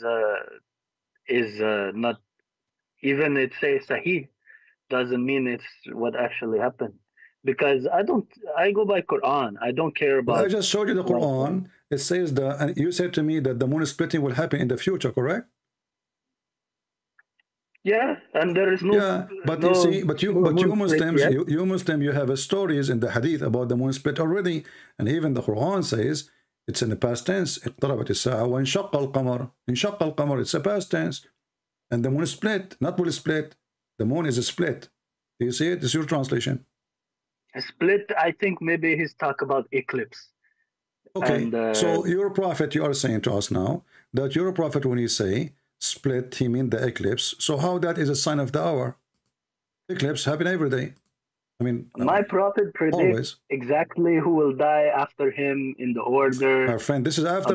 This is 200 years. This is 200 years hadith written by Muslims, and already we know who died and who was. You know, can you show me that in the Quran? Even Muhammad, he says, I know nothing about the future. Jesus is the only one who knows. That's what the Quran says. You just try to twist. I'm not twisting. This is what the Quran says, my friend. Does the Quran says that Muhammad he said, I know nothing. Does the Quran says what? I know nothing of the treasure of Allah. Does Muhammad says that? In the same time, the Quran says that Jesus, he knew the unseen. He can tell you even what you had in your houses. Oh, this is about seeing the unseen. Jesus was crazy man walking around. People, and nobody witnessed his resurrection. Only some. Okay, so you are saying to me now, Jesus. Okay, so you are saying to hold on. There is no written person. No person wrote like, or no reliable person. No, like Romans. Nobody wrote like, okay, we put Jesus in crucifix, then 3 days later we saw him. It's only just some women, some unbelievable like his apostle who are already following his crazy cult. And you call Islam a cult, but we have much more evidence. Maybe you know what? Maybe Muhammad.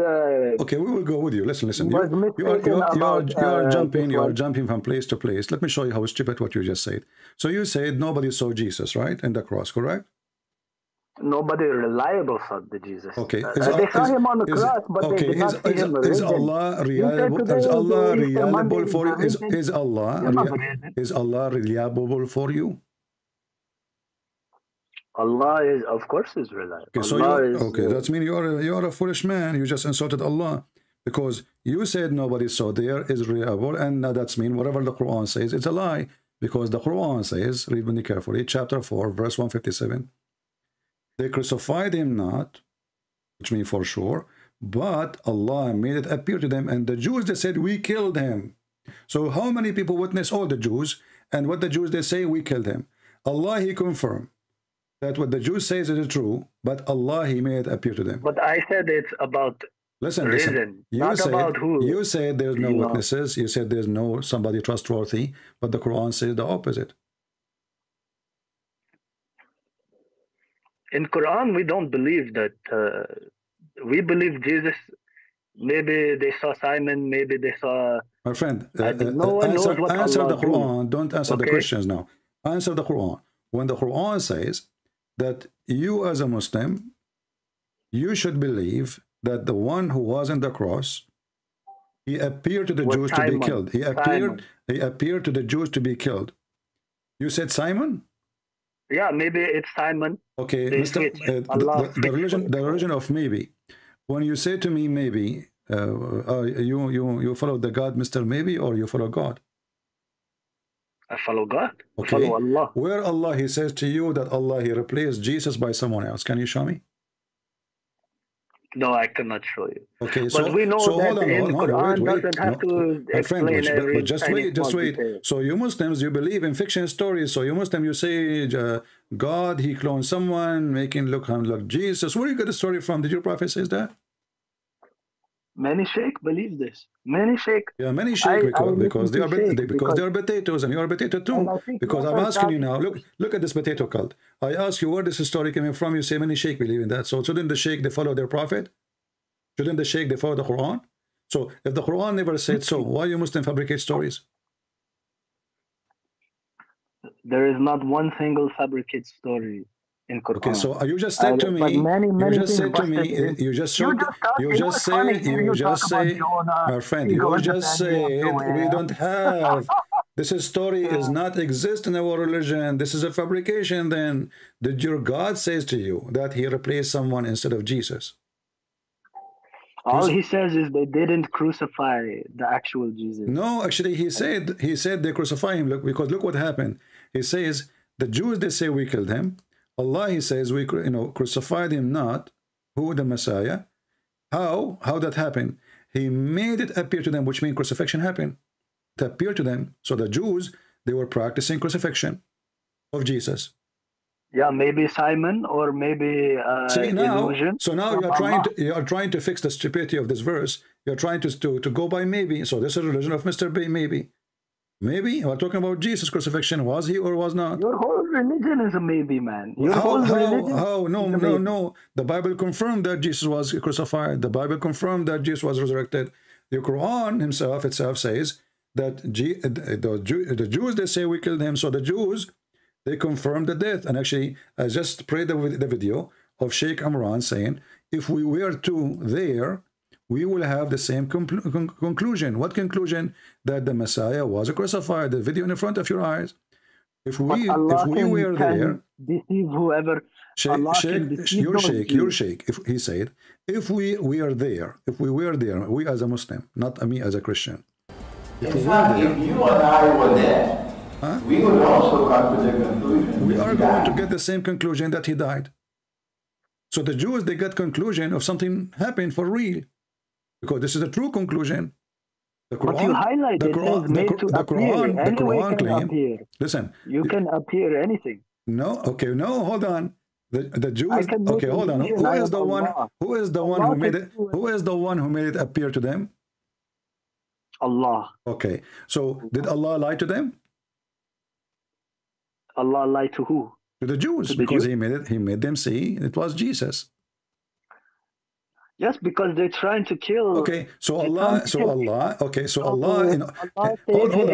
You know what you just said? Do you notice what you just said? I said to you, did Allah lie to them? He said yes, because the Jews trying to kill him. So Allah, in order to save somebody, he have to lie. He tricked them because he cannot change their heart is hardened. Yeah, but by lying, correct? Is it by lie? It's not like he got someone to come tell a lie. It's a lie, because this is a lie. Tell a lie. This is bigger than a lie. This is the biggest lie in history. This is true. Because there's almost 3 billion human beings. They believe now that Jesus was crucified. So if this was a lie, and who is the one who caused the lie to happen is Allah. So Allah is the best of the deceivers. Is Satan. Who is the one who made the Christian believe in Jesus' crucifixion? Who is the one? Who is the one behind? Who is the one behind Jesus was in the cross story? Is it the Christian or Allah? Based on this story here. Can you repeat it again? Sorry. This when the Christian, they believe that Jesus was in the cross, and Allah is the one who made Jesus appear to be in the cross.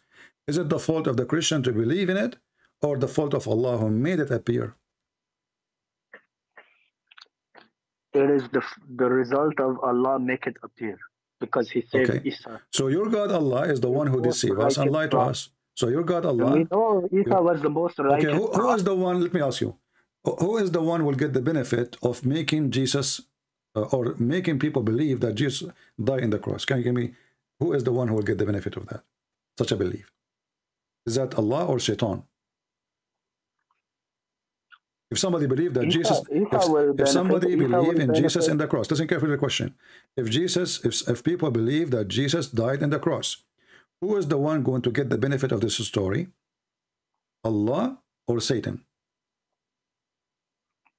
I don't see how Shaitan gonna benefit. Why are you asking this question? Okay, so how Shaitan benefit anything? Okay, I thought Shaitan benefit from lies.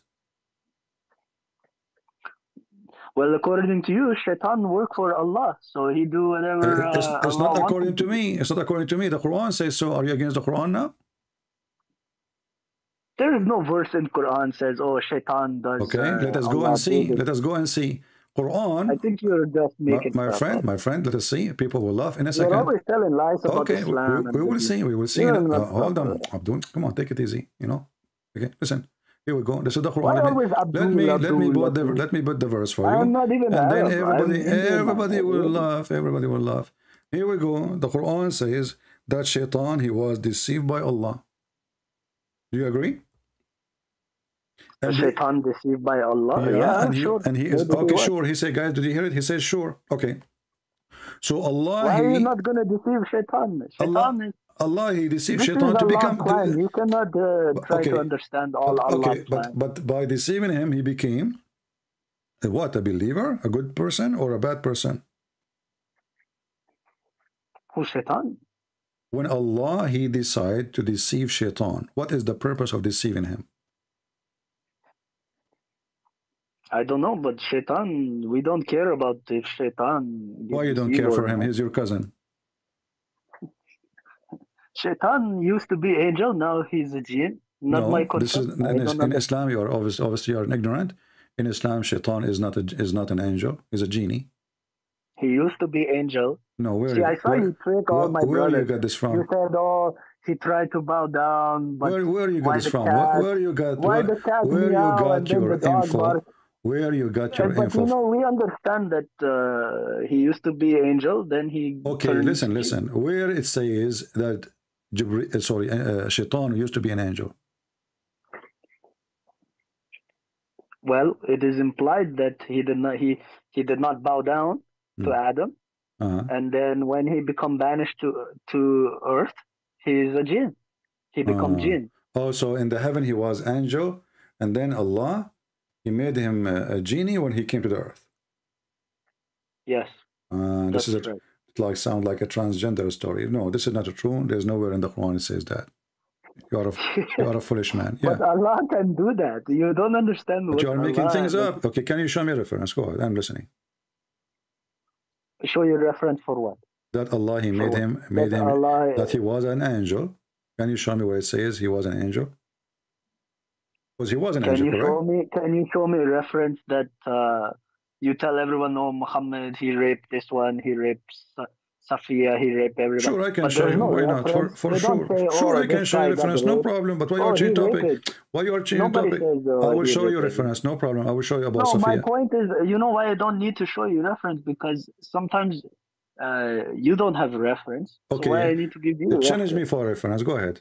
Make a challenge. Show me. What? You like to tell everyone on here, you tell lies about Islam and say, "Oh, Muhammad, he raped many women," and okay, I will give you maybe, because we cannot prove Aisha understand what is intercourse at 9-year-old.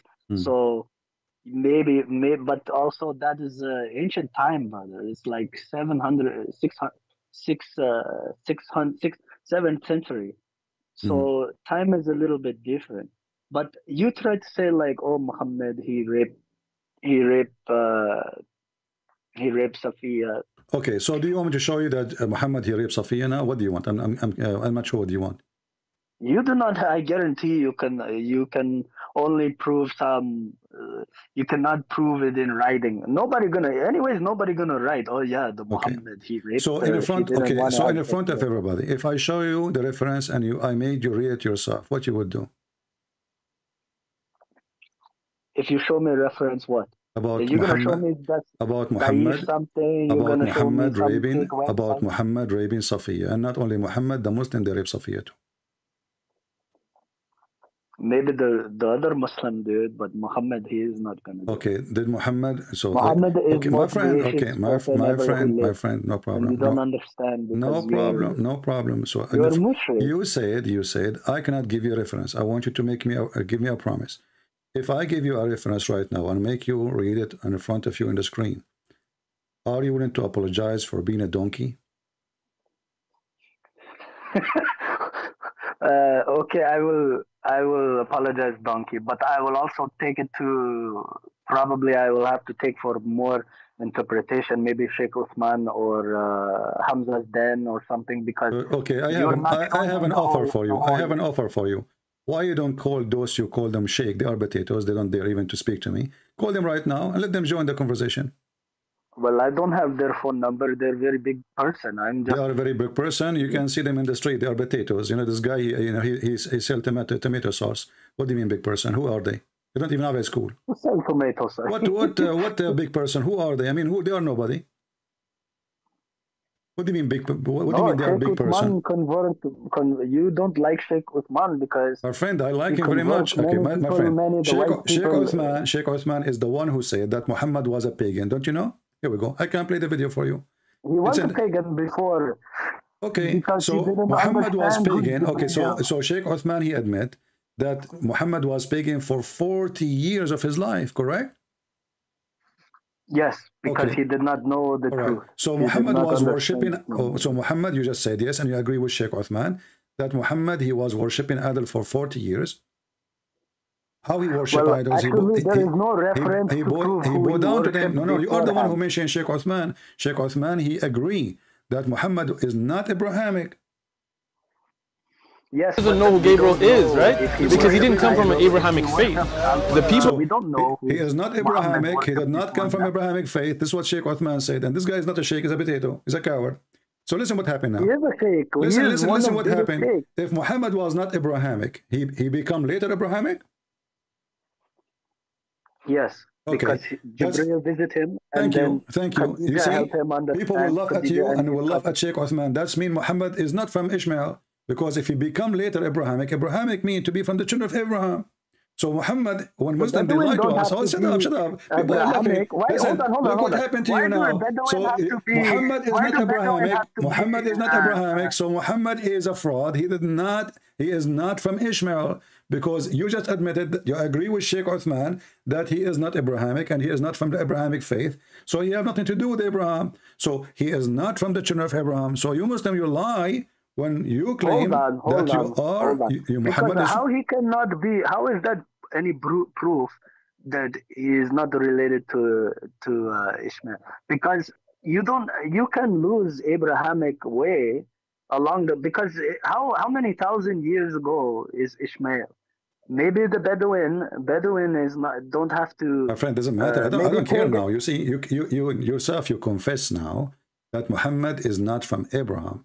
So you Muslim, you lie to us, and Muhammad is a liar when he claimed that he is from Abraham and he is from the children of... Genealogy-wise, if he's for his genetic, he is from Ishmael. But you just said he is not Abrahamic. You just said, okay, what his gene? Okay. Let me ask you. And they changed Kaaba to be non-Abrahamic with idols, and that is why Rasulullah went and destroy all of those idols. Because he didn't know. It's not his fault. He is born outside of it, and that is why we set everything correct. Okay, Muhammad, listen carefully. I want you to focus with me. Fine, I focus. Did the Quran confirm that Ishmael he went to Mecca? Yes. Okay. You agree, right, that Ishmael and Abraham, they were there? Yes, and So they who, built Kaaba. so who was the first messenger who was sent to Mecca? Abraham and Ishmael, correct? Yes, that's correct. Thank you. Yes. So how you explain to me Muhammad saying that before Muhammad there was nobody came to Mecca?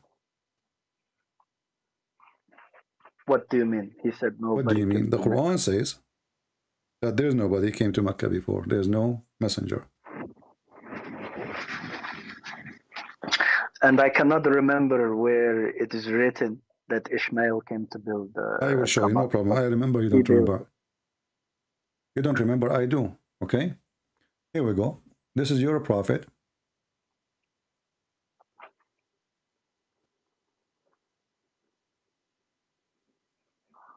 My prophet who predicted Chapter. he predict all the building in Arabian Yeah, he Peninsula. predict. Yeah, we will see that. People are laughing. So, did anyone came to Mecca before? I see Arabic, I cannot read it. You show in Arabic. Read the chapter 34, verse number 44.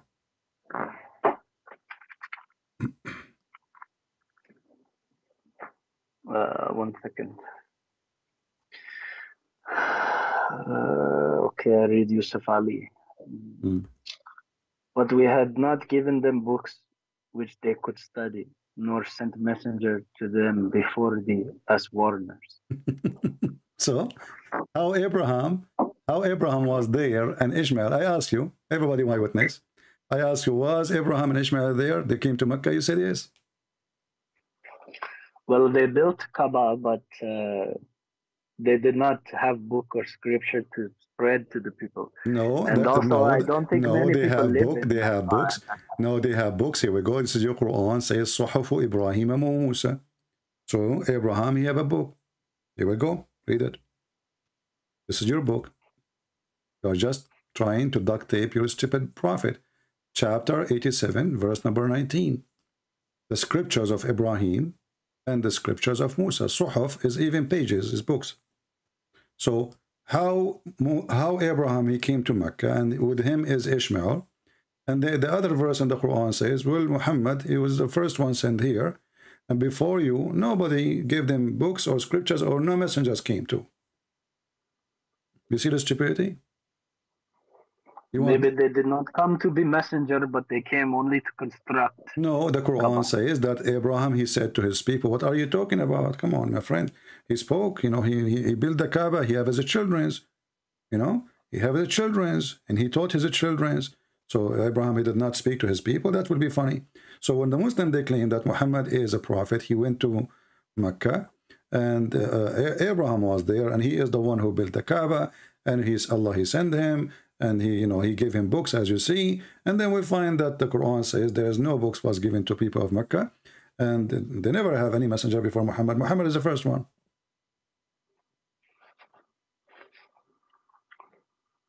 And this is again chapter 87, verse number 8. The whole chapter, because read it, no problem. Read it, you know, read it. Okay, chapter 87, my friend, chapter 87, verse number 19, and the other chapter here is a chapter 34, verse number 44.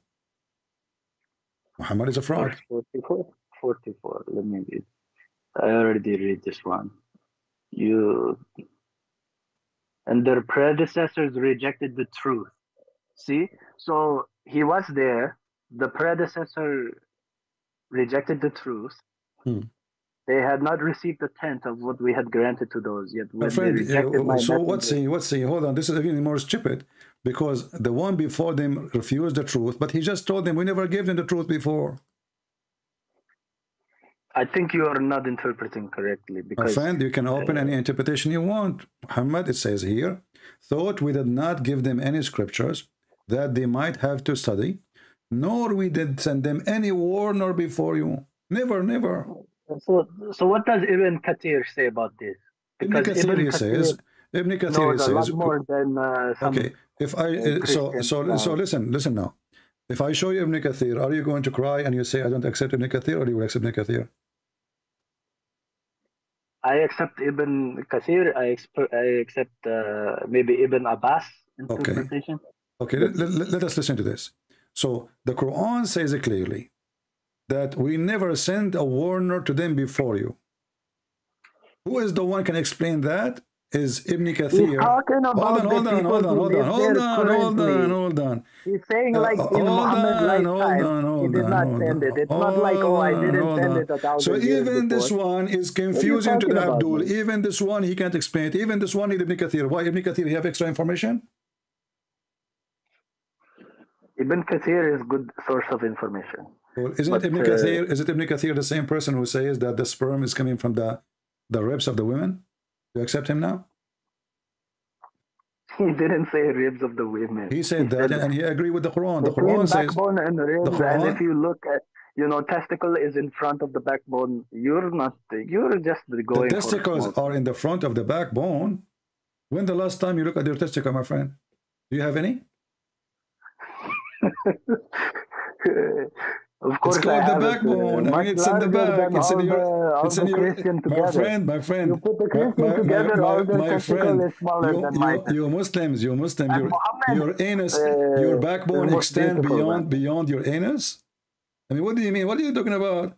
You have your anus. The end of the backbone is your anus. Hello, there's a hole there. Abdul, listen carefully. And then the testicles are in the front. Yes, in the front. Okay, so now, we will go there and we will laugh. We will go there and we will laugh. And actually, do you want me to show you right now about the Ibn Kathir? You will die laughing. You will say, I don't accept him. You want me to show you? I will accept Ibn Kathir. Why you always say, oh, you won't accept, you won't? Because you will not. Okay, let us make an experiment. Here we go. This is Ibn Kathir. I will put it for you on the screen. In 2 seconds, you will say, I don't accept Ibn Kathir. This is not true. Just wait. Here we go. This is Ibn Kathir. Read for me. I will put it for you on the screen. And people will die laughing. Why right you now. never call the sheikh? Why you never give call me their number? Give me their Hamza. Skype to call them. Here we go. Just name the sheikh for me. Tell me he is willing to call you and talk to you. I will call him right now. Let's just speak with him. Give me his Skype. Okay, give me his Skype. Stop crying. How I'm going to call him, my friend? Stop crying. Bring your. You pick on people not studied like you. Bring this potato, my friend. He is the one. You have to debate Stop. You're gonna get busted. He ran away. I called him 7 times. He hung up on me in less than 5 minutes. Go watch it. It's in YouTube. The coward, he ran away. He did not even let me ask any question. Why you not do it now? It's like I can do it anytime. He hung up on me. The coward did not let me talk. He called me names. My friend, all of you are a bunch of potatoes. My Skype is open. Listen. You were able to call me so easy, correct? So why they cannot? Give me their Skype. I will call them. Shut up. Listen. Read with me.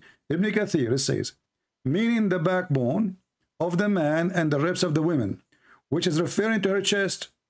You said this is not true, and this is Ibn Kathir, and you said you accept Ibn Kathir. According to Ibn Kathir, women, they have a sperm, sexual fluid, coming from the location of the necklace, actually, not only the chest. And you said you will accept whatever Ibn Kathir said. Read it. Do you accept now? Hold on, your screen not showing. It says, meaning the backbone of the man and the ribs of the woman, which is referring to her chest. Shabib bin Bishr reported from Ikrimah, who narrated from Ibn Abbas that he said, proceeding from between the backbone and the ribs. What he's talking about, maybe he's talking about sexual fluid that is from breast, right? That is milk. They are talking about intercourse. Intercourse, when you Muslims, when you have sex with your wife are different from the rest of mankind. Your wife, only Muslim wives, they have sexual fluid coming from their chest. Is that true? And what year? According to Muslims, only Muslim women, they have a breast testicles. Your wife, are you married? Your wife, she have a breast testicle. She don't have boobs. She have breast testicles. Read it. It says it clearly. The backbone of the man and the ribs of the women. Between bracket, a fluid. The women of the fluid of the women is yellow, fine in texture. The child will not be born except from both of them, i.e., their sexual fluid. So what make the child? There's a sexual fluid come from the women ribs, and there's sexual fluid come from the backbone of the man. And the Where child does this narration come from? Who they are quoting in the narration? You said Ibn Kathir, you accept Ibn Kathir, and you said to me you will not accept Ibn Kathir. I said to you, you will not accept Ibn Kathir in 2 seconds. You will say, why you are saying that? I will accept Ibn Kathir. So now you are questioning where he gets from. I'm not saying I don't accept. I just want to understand. Okay, so do you accept that your God, Allah, He is saying the truth, that sperm of the man coming from the backbone, there's no testicles. May Allah bless your testicles. And women, she have testicles in there. Allah maybe said that, Allah. but not God, not Allah. Well, this is the Quran. Abdul, you are the one who said to me, I accept Ibn Kathir. Ibn Kathir is explaining the Quran. Which Quran verse this one is? Give me which Quran verse. I mean, يخرج من بين الصلب والترائب. This is chapter 86, verse number 6 and 7. Okay, let me check my actual website. Which one? Chapter 86? 86, verse number 6 and 7. You can read the whole chapter. I mean, the whole chapter is few verses. Very funny. Let me see. Let me see. Oh, he was created from a fluid, emerging from between the backbone and the ribs. Who is talking about here? Well, he's talking about the breast testicles. So you Muslim females, I'm not trying to make fun, by the way, but this is what Quran is saying. So Muslim women, they are the only one. Their boobs are not boobs, they are testicles. They are round, yes. They have nipple, yes. But reality is, according to the Quran, those are not boobs, those are testicles. So you Muhammadan, you are married to men. You're not married to women. They don't have boobs. Christian women, they have breast. Muslim women, they don't. Actually, I'm looking at diagram right now. Semen vesicle is between backbone and the ribs.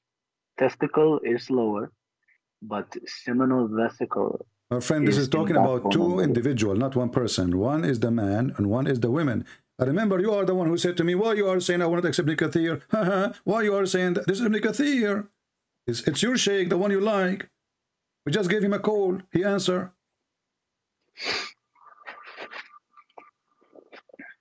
The only religion who tell the truth about women, it's Islam. I told many people, don't get married. Those women they are men. They have breast testicles. You know, you will see a guy like he is excited. He want to take his wife to the bedroom, and now she is taking off her bra. Like that. What the heck? Those are testicles, you idiot. They are not breast. They were created from a spurting fluid stemming from between the backbone and the rib cage. You know what? I'm gonna open my Quran because you showing website. I'm gonna look. Give me 1 second. And what's your point? Okay, so maybe. What do you mean? What's my point? All the conversation until now, you did not get my point. Your prophet is a liar. This is Quran. This is Allah speaking. Who is the God who will believe that women, they have a breast, testicles, and their sexual fluid coming from their nipples?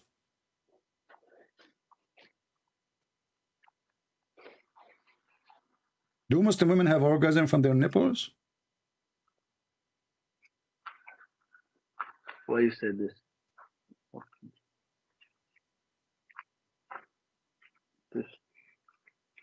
So what's your point? Like what? Here we go again. What's your point? You know, Abdul, when he is dizzy, he just say a word from his mouth just to say anything. You know? What do you mean? What's your point? I just told you. You just gave me that question again and again. What's your point? Let me repeat. Your stupid God. He cannot be God because he thinks that women, they have sexual fluid coming from their ribs. This is stupid.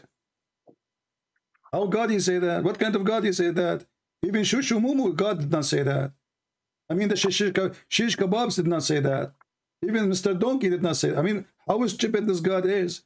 He's trying. Now, Muhammad, suddenly he became professor in physiology and biology. And Allah is the one who taught him. And then we look, this is stupid. This is very dummy. Hold on. Let me read whole Surah 86. Give me 1 second. In the name of Allah, most gracious, most merciful, by the sky and the night visitant therein. And what will explain to you what the night visitant is? It is the star of piercing brightness, There is no soul but has protector over it. So he's talking about star. He's talking about night visit. Well, this is how stupid your prophet is. I mean, what the stars have to do with the nipples now? You see, you're a prophet. You're a prophet. You're a prophet is disconnected man. He is suffering from the flight of thoughts. So what the stars have to do with the nipples and testicles? Listen, let me read, okay? Can you let me? You're reading. I mean, I'm asking you a question. I'm asking you a question. Okay, but I'm not finished. What is stars? What is the connection? What is the connection, my friend? What is the connection between stars and testicles? He is talking about star piercing brightness. So what does have to do with the topic after it? Why he start talking about testicles? Now let man but think from what he is created. He is created from a drop emitted, proceeding from between the backbone and the ribs. Surely Allah is able to bring him back to life. The day that all hidden things shall be made manifest, man will have no power and no helper. By the firmament which returns in its round, and by the earth which opens out for the gushing of springs or the sprouting of vegetation. Behold, this is the world that distinguishes good from evil. It is not a thing for amusement. As for them, they are but plotting a scheme, and I am planning a scheme. Therefore, grant a delay to the unbelievers. Give respite to them gently. So this is unambiguous. This is ambiguous verse. You understand that? Ambiguous. You don't know that Allah put. Let me ask you. So how it's ambiguous? Literal. How it is ambiguous, and Ibn Kathir is giving it interpretation. It says here, you don't need interpretation. It's in the. He's not interpreting. You are the one who said, why you are laughing when I say to you, I accept Ibn Kathir. You forgot?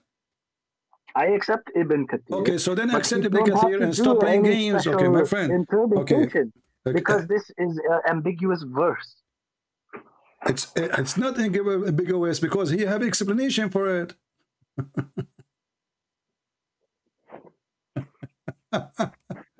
How it's ambiguous, Mr. Ambiguous, and you give it interpretation. I mean, what's wrong with those Muhammadan?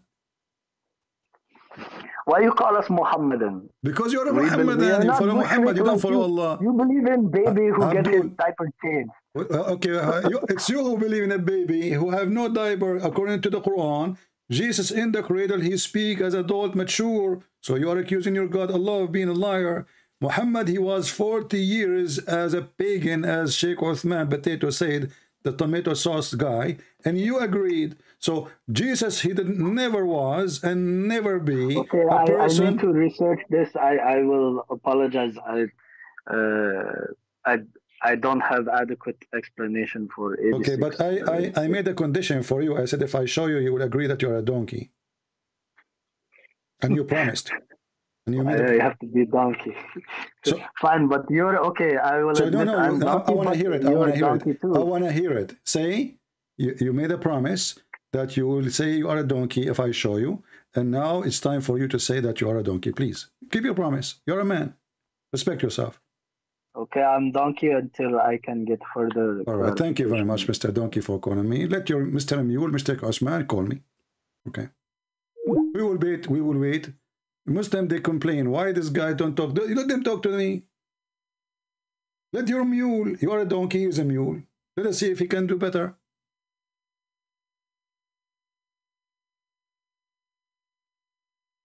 Is it my fault? Your sheikh are a best of the mules. You are a donkey. But doesn't change anything. Still the same family. You know, this religion is weird. Stupid.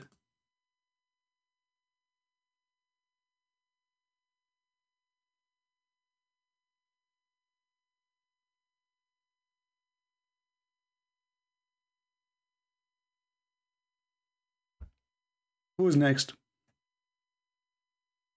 At least he, you know, I respect on him that he keep his promise. The rest of the Muslims, they don't. I mean, this guy here, you know, he keep his promise. That's good. This is real. They don't do that usually. Do we have any Muhammadan want to say anything? It's very stupid cult, very stupid religion. Who in the world want to believe in such a garbage? And this is the God you want to convince me to believe in? The penis God, the vagina God, the breast God? You know, and do you know now, do you understand why I'm still single? I'm not going to marry a woman, take her to the bedroom, take off her clothes, and then what? What the heck? She have 2 testicles. I'm terrified. I'm literally terrified.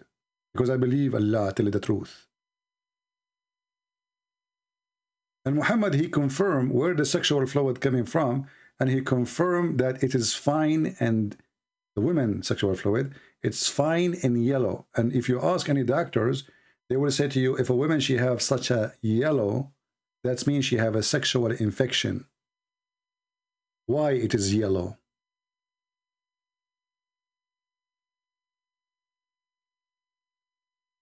I don't care who wanna call me. Text me if you are a Muslim only. If you are not, don't text me. I will block you.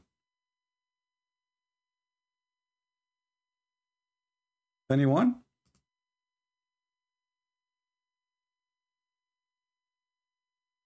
All those you call them sheikh, they avoid speaking to me. They are tomato sauce. They bleed from nobody touching them.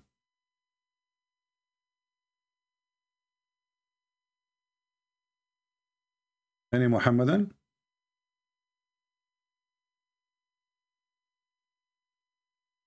You know, there's things Muhammad, he said, we cannot deny it, it's true. As an example, Shaitan, he fought a lot when he hear the Muslims say Allahu Akbar.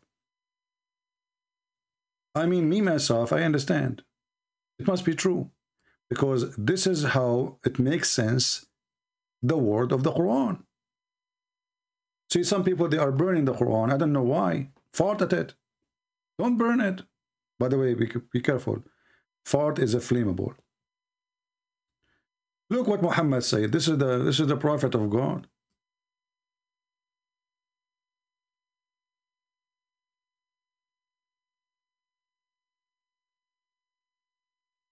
The expert of farting.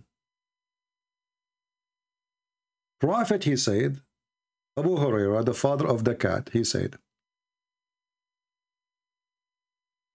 Idawa boys already refuted the backbone. No, they did not. I get them busted. Go watch my videos. The guy in this Idawa stupid channel, a bunch of kids, he said that the word backbone obviously mean his penis. The backbone is a bone. Go check that. He said if we look at the dictionary for the word backbone, it's mean the penis, the male member. Go read it. It's just a bunch of kids. They can say whatever they want. Anyway, they refuted it already. So Ibn Kathir, he do not speak Arabic, and those guys in YouTube, they know Arabic better than Ibn Kathir. And suddenly the backbone become a penis. Why? The Muslim penis is made of bones. Is that the new discovery? This is why the wife of Muhammad, she called his penis ponytail. Like, what the heck with this religion? They come to us with stories. We don't know from where. Read carefully. Muhammad said, when Shaitan hear the call to prayer, he turn his back. Look at the Shaitan. Not only he want to fart, he have to turn his back at Allah. Like, what the heck? And he break wind. That's deep. That's really deep. This guy is asking me again, why you did not show me? You know, this guy is asking for more.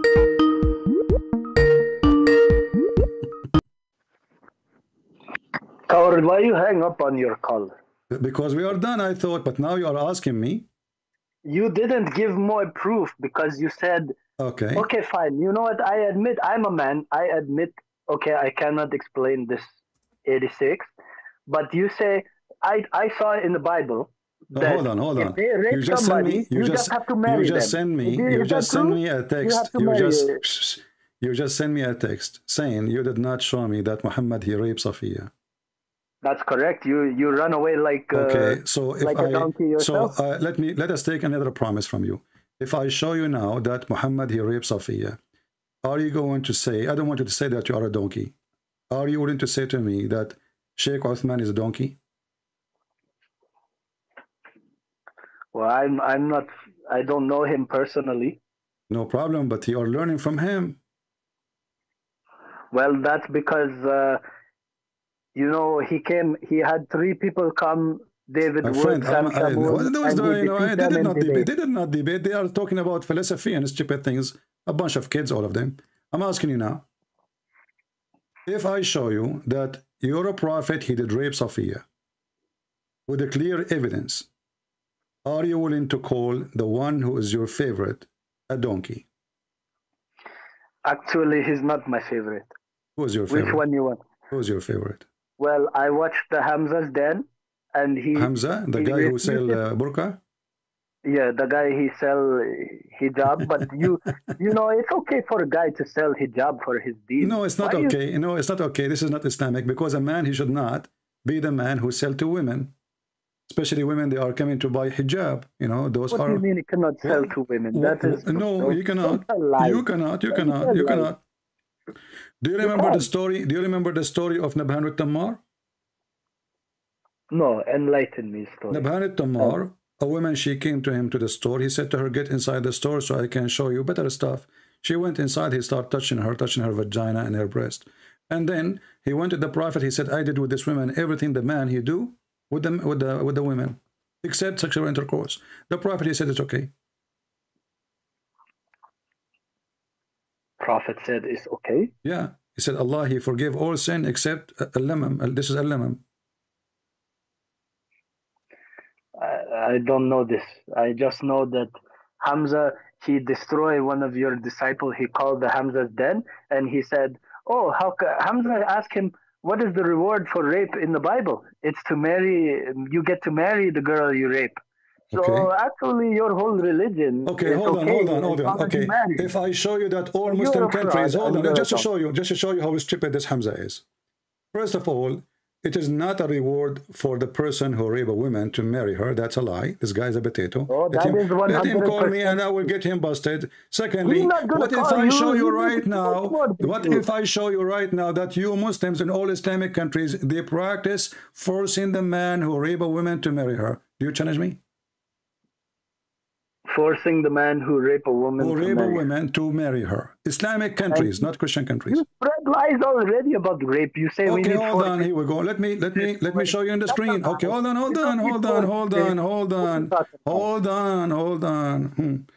Here we go. And you're afraid of Hamza. Hold on. We will go one by one. One by one. We don't say things one by one. And you coward, you don't show nothing. Okay, let's see. I will show it. Here we go. And you won't admit that you. All right. You're afraid. You don't call. All right. Read for me.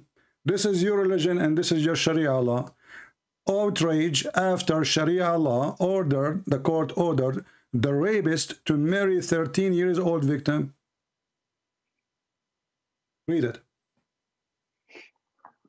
Is it on the screen? Yes. This is Sharia law. This is not any law. This is according to Islam.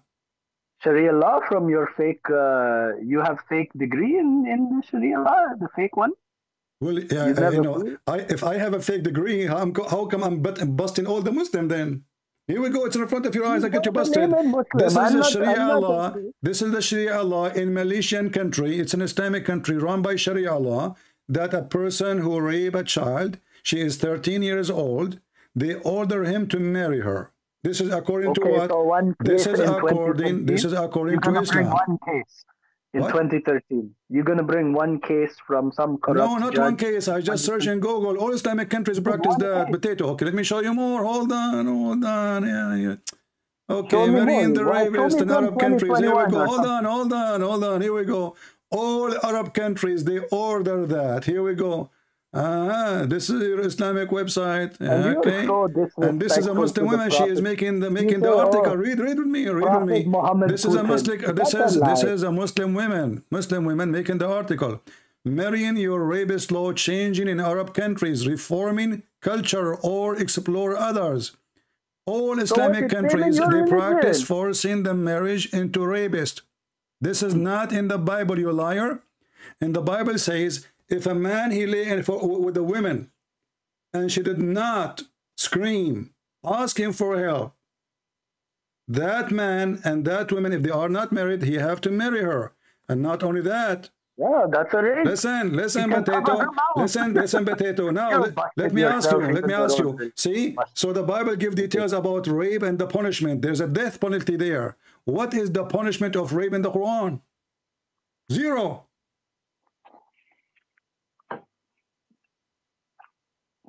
What you showing me? I'm showing you your articles. This is Muslim article made by Muslims. Muslim countries, they practice marrying the rapist to the victim. I can show you tons of those. Until now, Yemen, and why Tunisia, Morocco, Algeria, Syria, Iraq, Egypt, you name it. All of them, they practice the same thing. The rapist, he marry the one who he raped. So when you're Hamza, he says something, we laugh at him because he's a potato, he's a donkey, you do not know what religion he belonged to.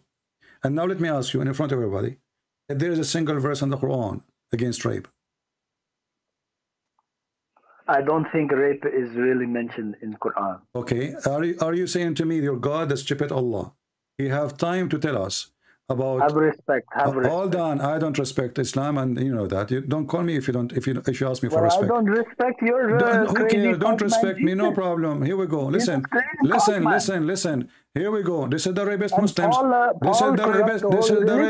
This is the rapist Muslims, and I will show you from the Quran. It's allowed even to force people into rape. Let me show you. It says it's changing. From the Quran. Hold on. And not only you don't marry them. I wish you marry them here. Here you force them to rape to make money from them. Let us read together. Read and laugh. Is that your Quran or this is my book?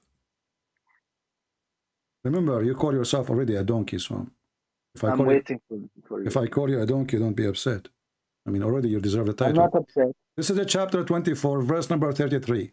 Is it true, it says, that you can force your daughters into prostitution and Allah is all merciful? There's no penalty. What is the verse? Chapter 24, verse number 33. When you force them into prostitution, this is rape. Because it says you force them. Force them not. And if you force them... Let those who cannot afford to marry keep themselves chaste until Allah enriches them out of His bounty. Okay. How that, what translation you like me to show you? What is your favorite translation? Put it on the screen. What translation you like? Because you might make an excuse, say I don't like this translation. No, I'm not make excuse. Okay. I never made one excuse. All right. Okay. Go. Read. Those who cannot afford the marriage should be continent. They should be content. Stupid up. You can read here. Don't waste my time. And force not your maids into prostitution, if they desire chastity, in order that you make money, gain, from it. And then, but if any of you compels them, which means force them into prostitution, and after such a thing, Allah is all merciful. Here we go, Muslim men, they are forcing their maids and their servants and their slaves into prostitution. If there is any penalty, no. Those women are forced into rape. You throw the women into a house or a room of a customer. Yes, but there's no penalty. Force them not. And if you force them, Allah is all merciful. If they desire chastity. There is a video made by the guy, his name is Fifi and he's a friend. You can find it in Suku Film. And the title is It sound like Allah. Hold on. And they said it looked like Allah. It looked like Allah gave us a license for prostitution. Read it, watch it. It's in Suku Film. Somebody will post the link for you. So they agree. I don't play it because it's not worth it. There are a bunch of kids. So it looked like Allah gave us permission to do prostitution. Not only that, here we find that He gave you a proof to do prostitution. Forgive. Listen. What forgive mean? It means you did something wrong and you forgive. But what is the penalty? I mean, the women, they are raped. The Muslims are forcing them to be raped. Those are women. They No, don't this want is to not do. okay. And Is a what kind of prostitute religion? raping? What kind of? No, no, What that's my kind of? question. What That's the kind? question Okay, to me. but did you notice If I what? am a prostitute and I have the sex, am I being raped or I'm doing She voluntarily? is a That slave. is What not voluntarily? He forced her. It says, and if you force her, Allah is all merciful, forgiving. You force her. Shouldn't you punish the one who forced her? And not only that, now he is giving them license. If she agree, it's okay.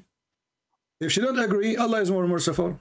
In either way, it's okay. And it's only if they cannot afford a wedding dowry. So you are they saying can to do me it. that you Muslims, if you cannot afford the wedding, you can go to a sex slave, you force her into sex, you take her to bed, you rape her, and you pay the owner money. This is Islam. Only if you cannot afford the dowry. Exactly. If he can, Also, guys, this if he is, cannot afford the this is dowry, year the 600. Muslims look This how is year look how 600. decent they complain about the Bible making the man who slept with the women marry her, but they don't complain about opening a pimp house by the name of Allah and put Allah in the top. And the Muslim, they have a license to open a pimp house. As long the girl she agree, it's okay. Yes, fine. The Soho in England is run That's by not a Muslims. rape, though. The Soho, But that is the not a Soho rape. in That is a Turkey, the Soho in prostitution. Turkey, the pimp house of Turkey is all over. And what is the excuse? The verse in the Quran says we can open a pimp house as long it says here if they agree. Force them not. But if you force them, it's okay too. There's no penalty. So what do you want from me? To say what I want from you, that your potato, the one you call him Hamza, is my joke. You know, we laugh at those people, don't you see? If you ever called Hamza, he was. Give me his Skype. I will call him right now. I will find his Skype in a couple of days. No, you can find it now, not in a couple of days, because you will go. He will never give you a Skype. I want you to text him in the chat. I'm not his friend. I don't talk. Don't tell him the reason. Don't tell him the reason. Promise me. Don't tell him the reason. Tell him, I want to text you, brother. Is that fair, guys? And you give me Skype immediately, and I will call him now. I will try. I don't have. Okay, go and get it. I'm waiting for you. Go. Why I will try? Is it impossible? So you listen to them, but you cannot ask them for your Skype? What the heck is this religion? They are brave. They don't dare. They are very much intimidated. They knew their size. They knew they are talking to who? They will talk to anyone else. How come they are willing to talk to anybody except me? They put all kinds of excuses in order to avoid talking to me.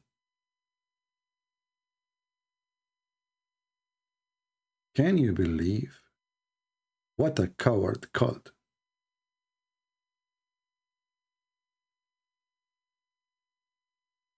What a coward cult.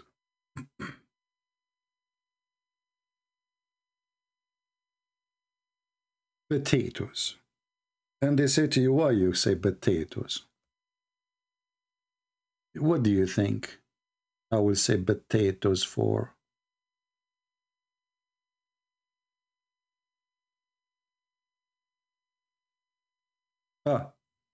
Okay, hold on. He's asking for the rape of Safiya now. Hold on. Let us go back to Safiya.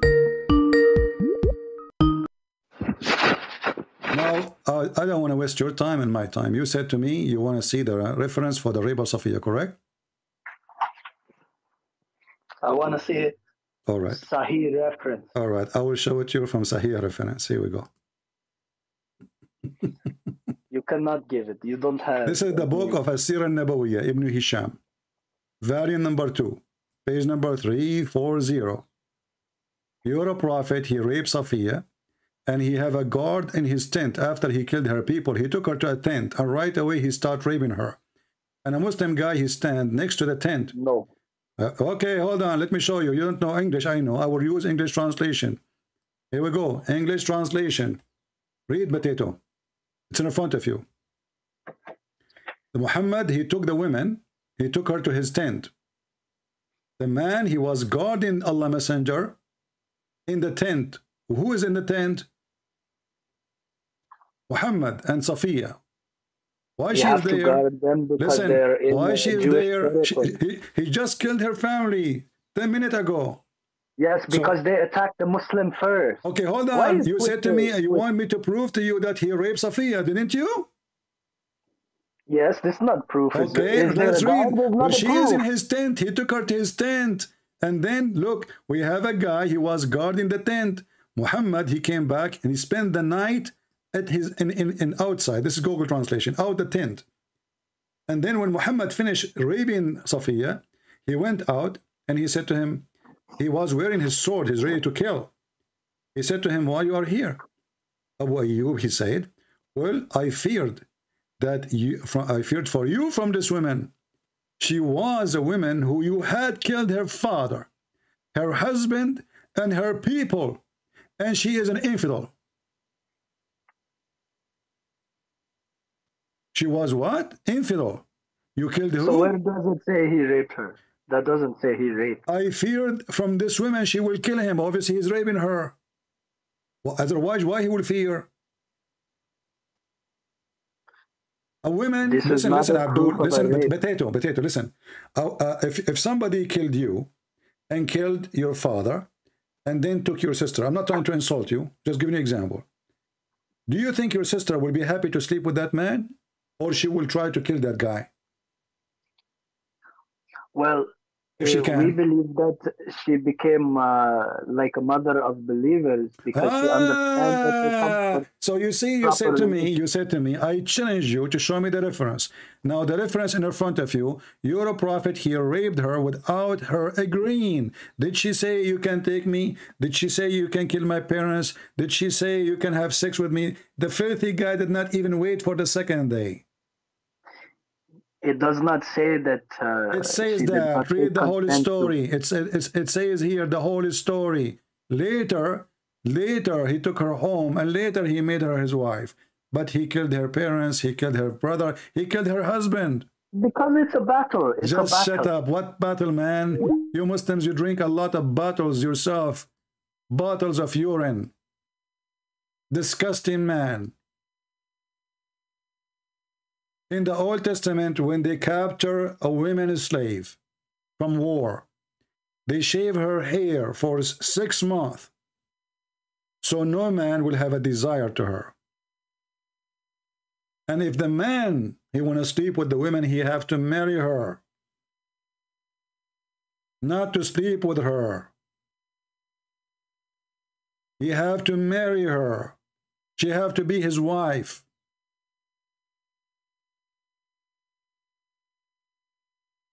Potato disgusting cult. So look what we discover. They have a license to be pimps. They have a license to force women into prostitution. And that they have a 0 verse in the Quran about rape. 0.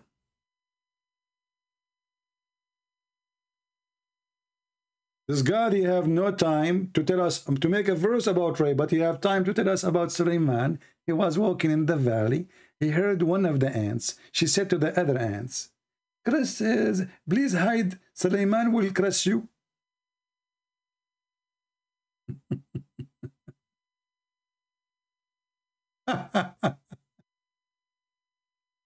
And Muhammadan, stop telling me why you don't talk to this guy and that guy. My Skype is open. All of you can talk to me.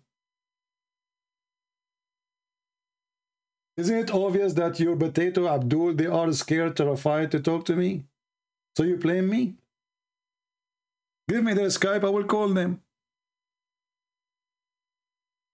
What do you want me to do?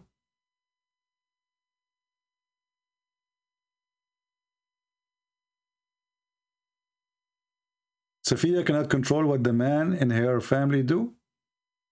Who care about it? Guys, Safiya is a girl.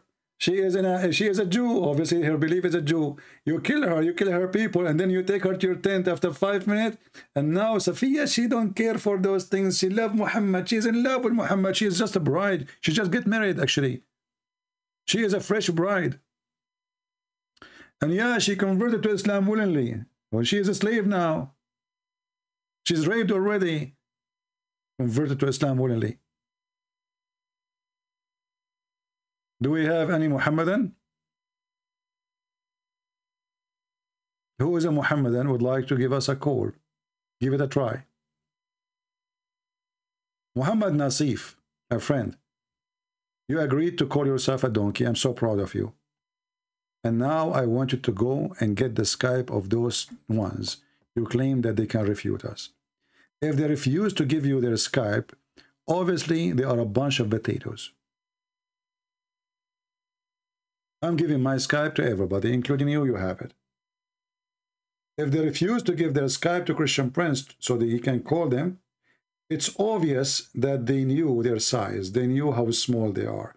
They knew that they are no match. And they knew that they have a false religion.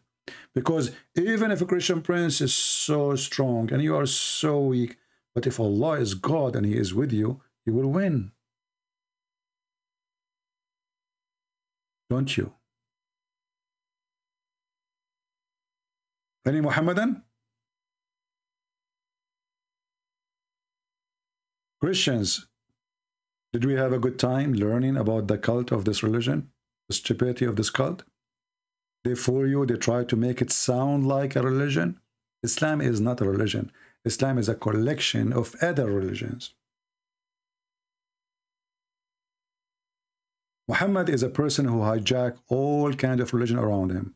The Kaaba from the Arab, the black stone from the Arab, and from the Hindus, and all garbage he collect around him. Some from the Christians, some from the Jews, some from the Hindus, some from the Sabian, some from everybody. This is a religion of threesome. The threesome prophet. So he can confuse you. In one hand, he claimed that he is Abrahamic. In the second hand, he don't believe in Abrahamic teaching. He have a God, his name is Allah. And this God is not a spirit. But the God of Abraham, he says right away, God and his spirit.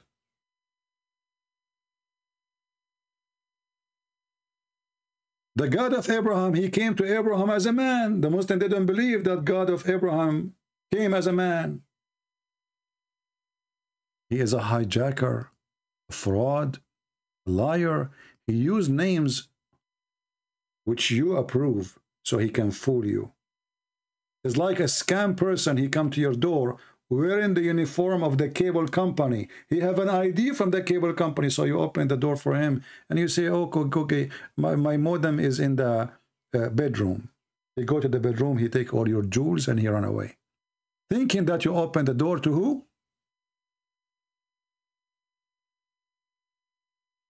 To a cable guy. Muhammad is the cable guy, but he is the scam one. His cable is not connected except to his penis.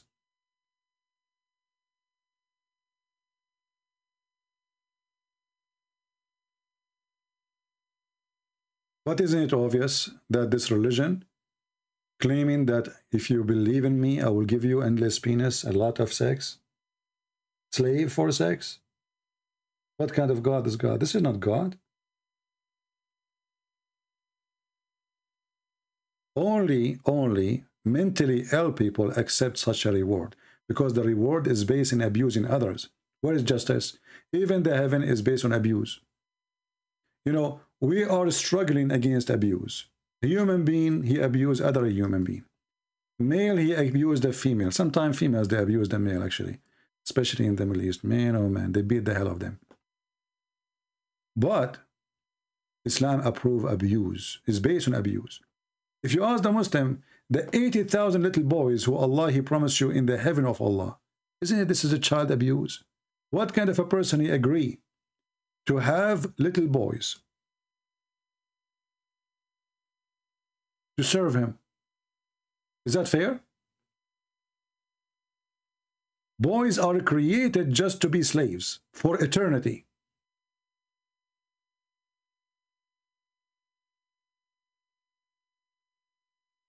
Abuse. Even their heaven is based on abuse. Women, they are jailed in their tents, in their bedrooms, just to F them, excuse my language. Abuse. The reward, the heaven of Allah is the heaven of abuse. By the way, you can make this part a video by itself. You name it, the religion of abuse. Because our video is long, cut to pieces. each topic.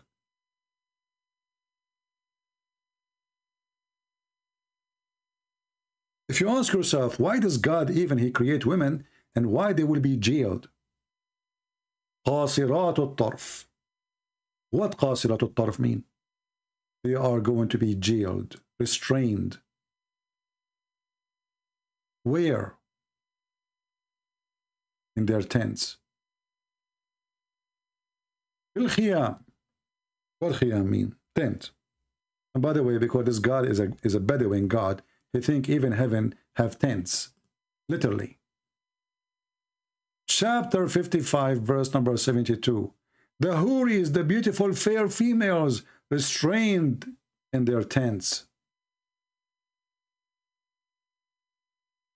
Even in heaven, the Muslims are worried that the wife, she will go out and she will sleep with a neighbor.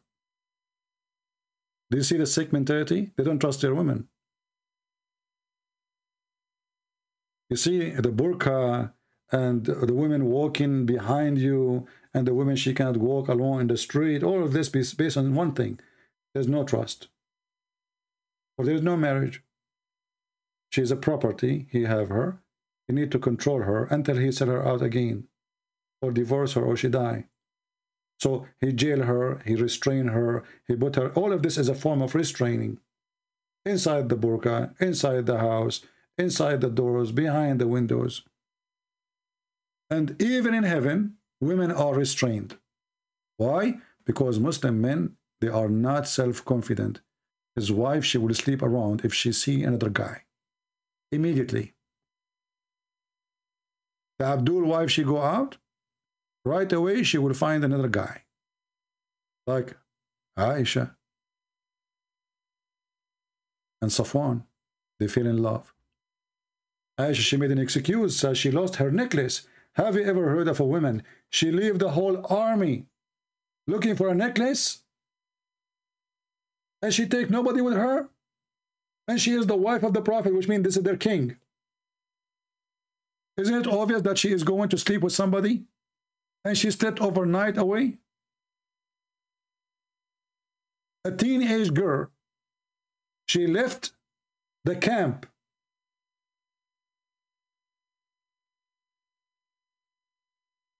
She spent the night out.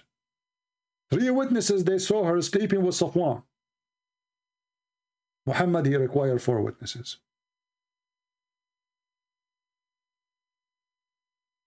And why she left? To look for her necklace. By the way, did she find it? It's missing until now. Anyway, I hope today we have a good time. And the purpose of our videos is very much about education, and our education is for free for you guys. So you may enjoy and you may learn.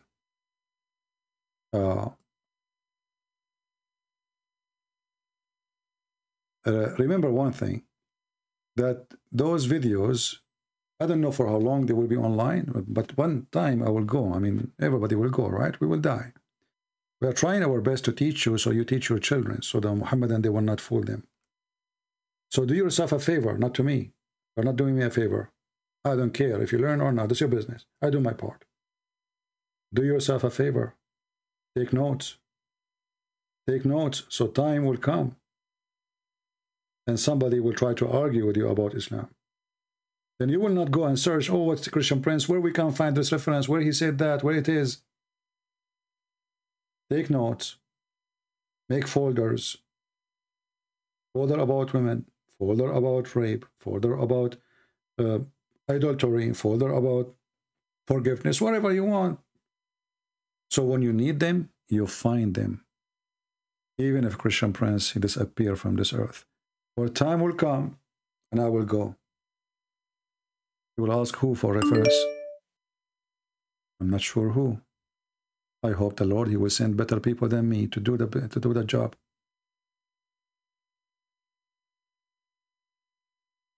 And look what Muhammad Nasif, he says to me. I got you busted. The rape is allowed in Christianity and they have to marry a rapist. That is false, and I got you busted. It is you who marry the rapist. When a man, he lay down with the women, and the women shouldn't scream, obviously she is not raped. Because if she is, being raped, she will ask for help. Secondly, if a woman, she will marry a rapist, she have to agree, and the man, he cannot divorce her. In the top of that, a Muslim man, he raped a Muslim woman in the time of Umar ibn Khattab. She was dying in the desert. She said to him, please give me some food, I'm dying. He said, I will sleep with you if you take off your panty. I mean, why this guy, he keep calling me? And he is not a Muslim. Do people have a brain? Here we go, I blocked you. So she said, she came to the caliphate. She said, this guy, he raped me. He forced me to sleep with him in order to, because I was hungry, dying in the desert. Omar, he said, this is your dowry. Imagine, the Muslim charity does not exist in Islam. The man, he will not give her food in the desert or water. She's dying. Unless she open her legs.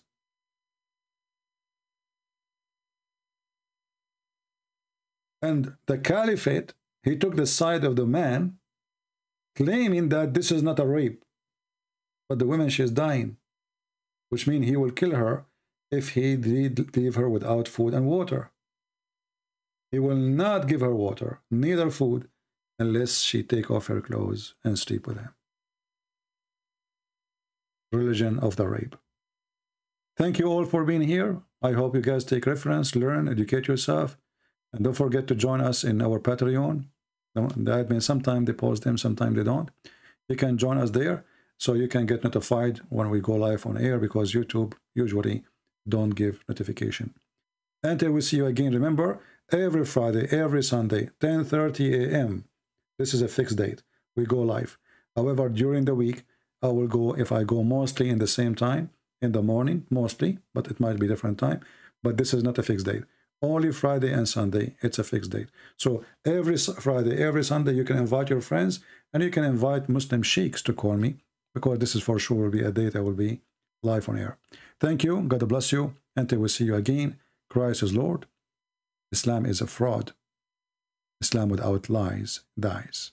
And we prove it every day. Take care.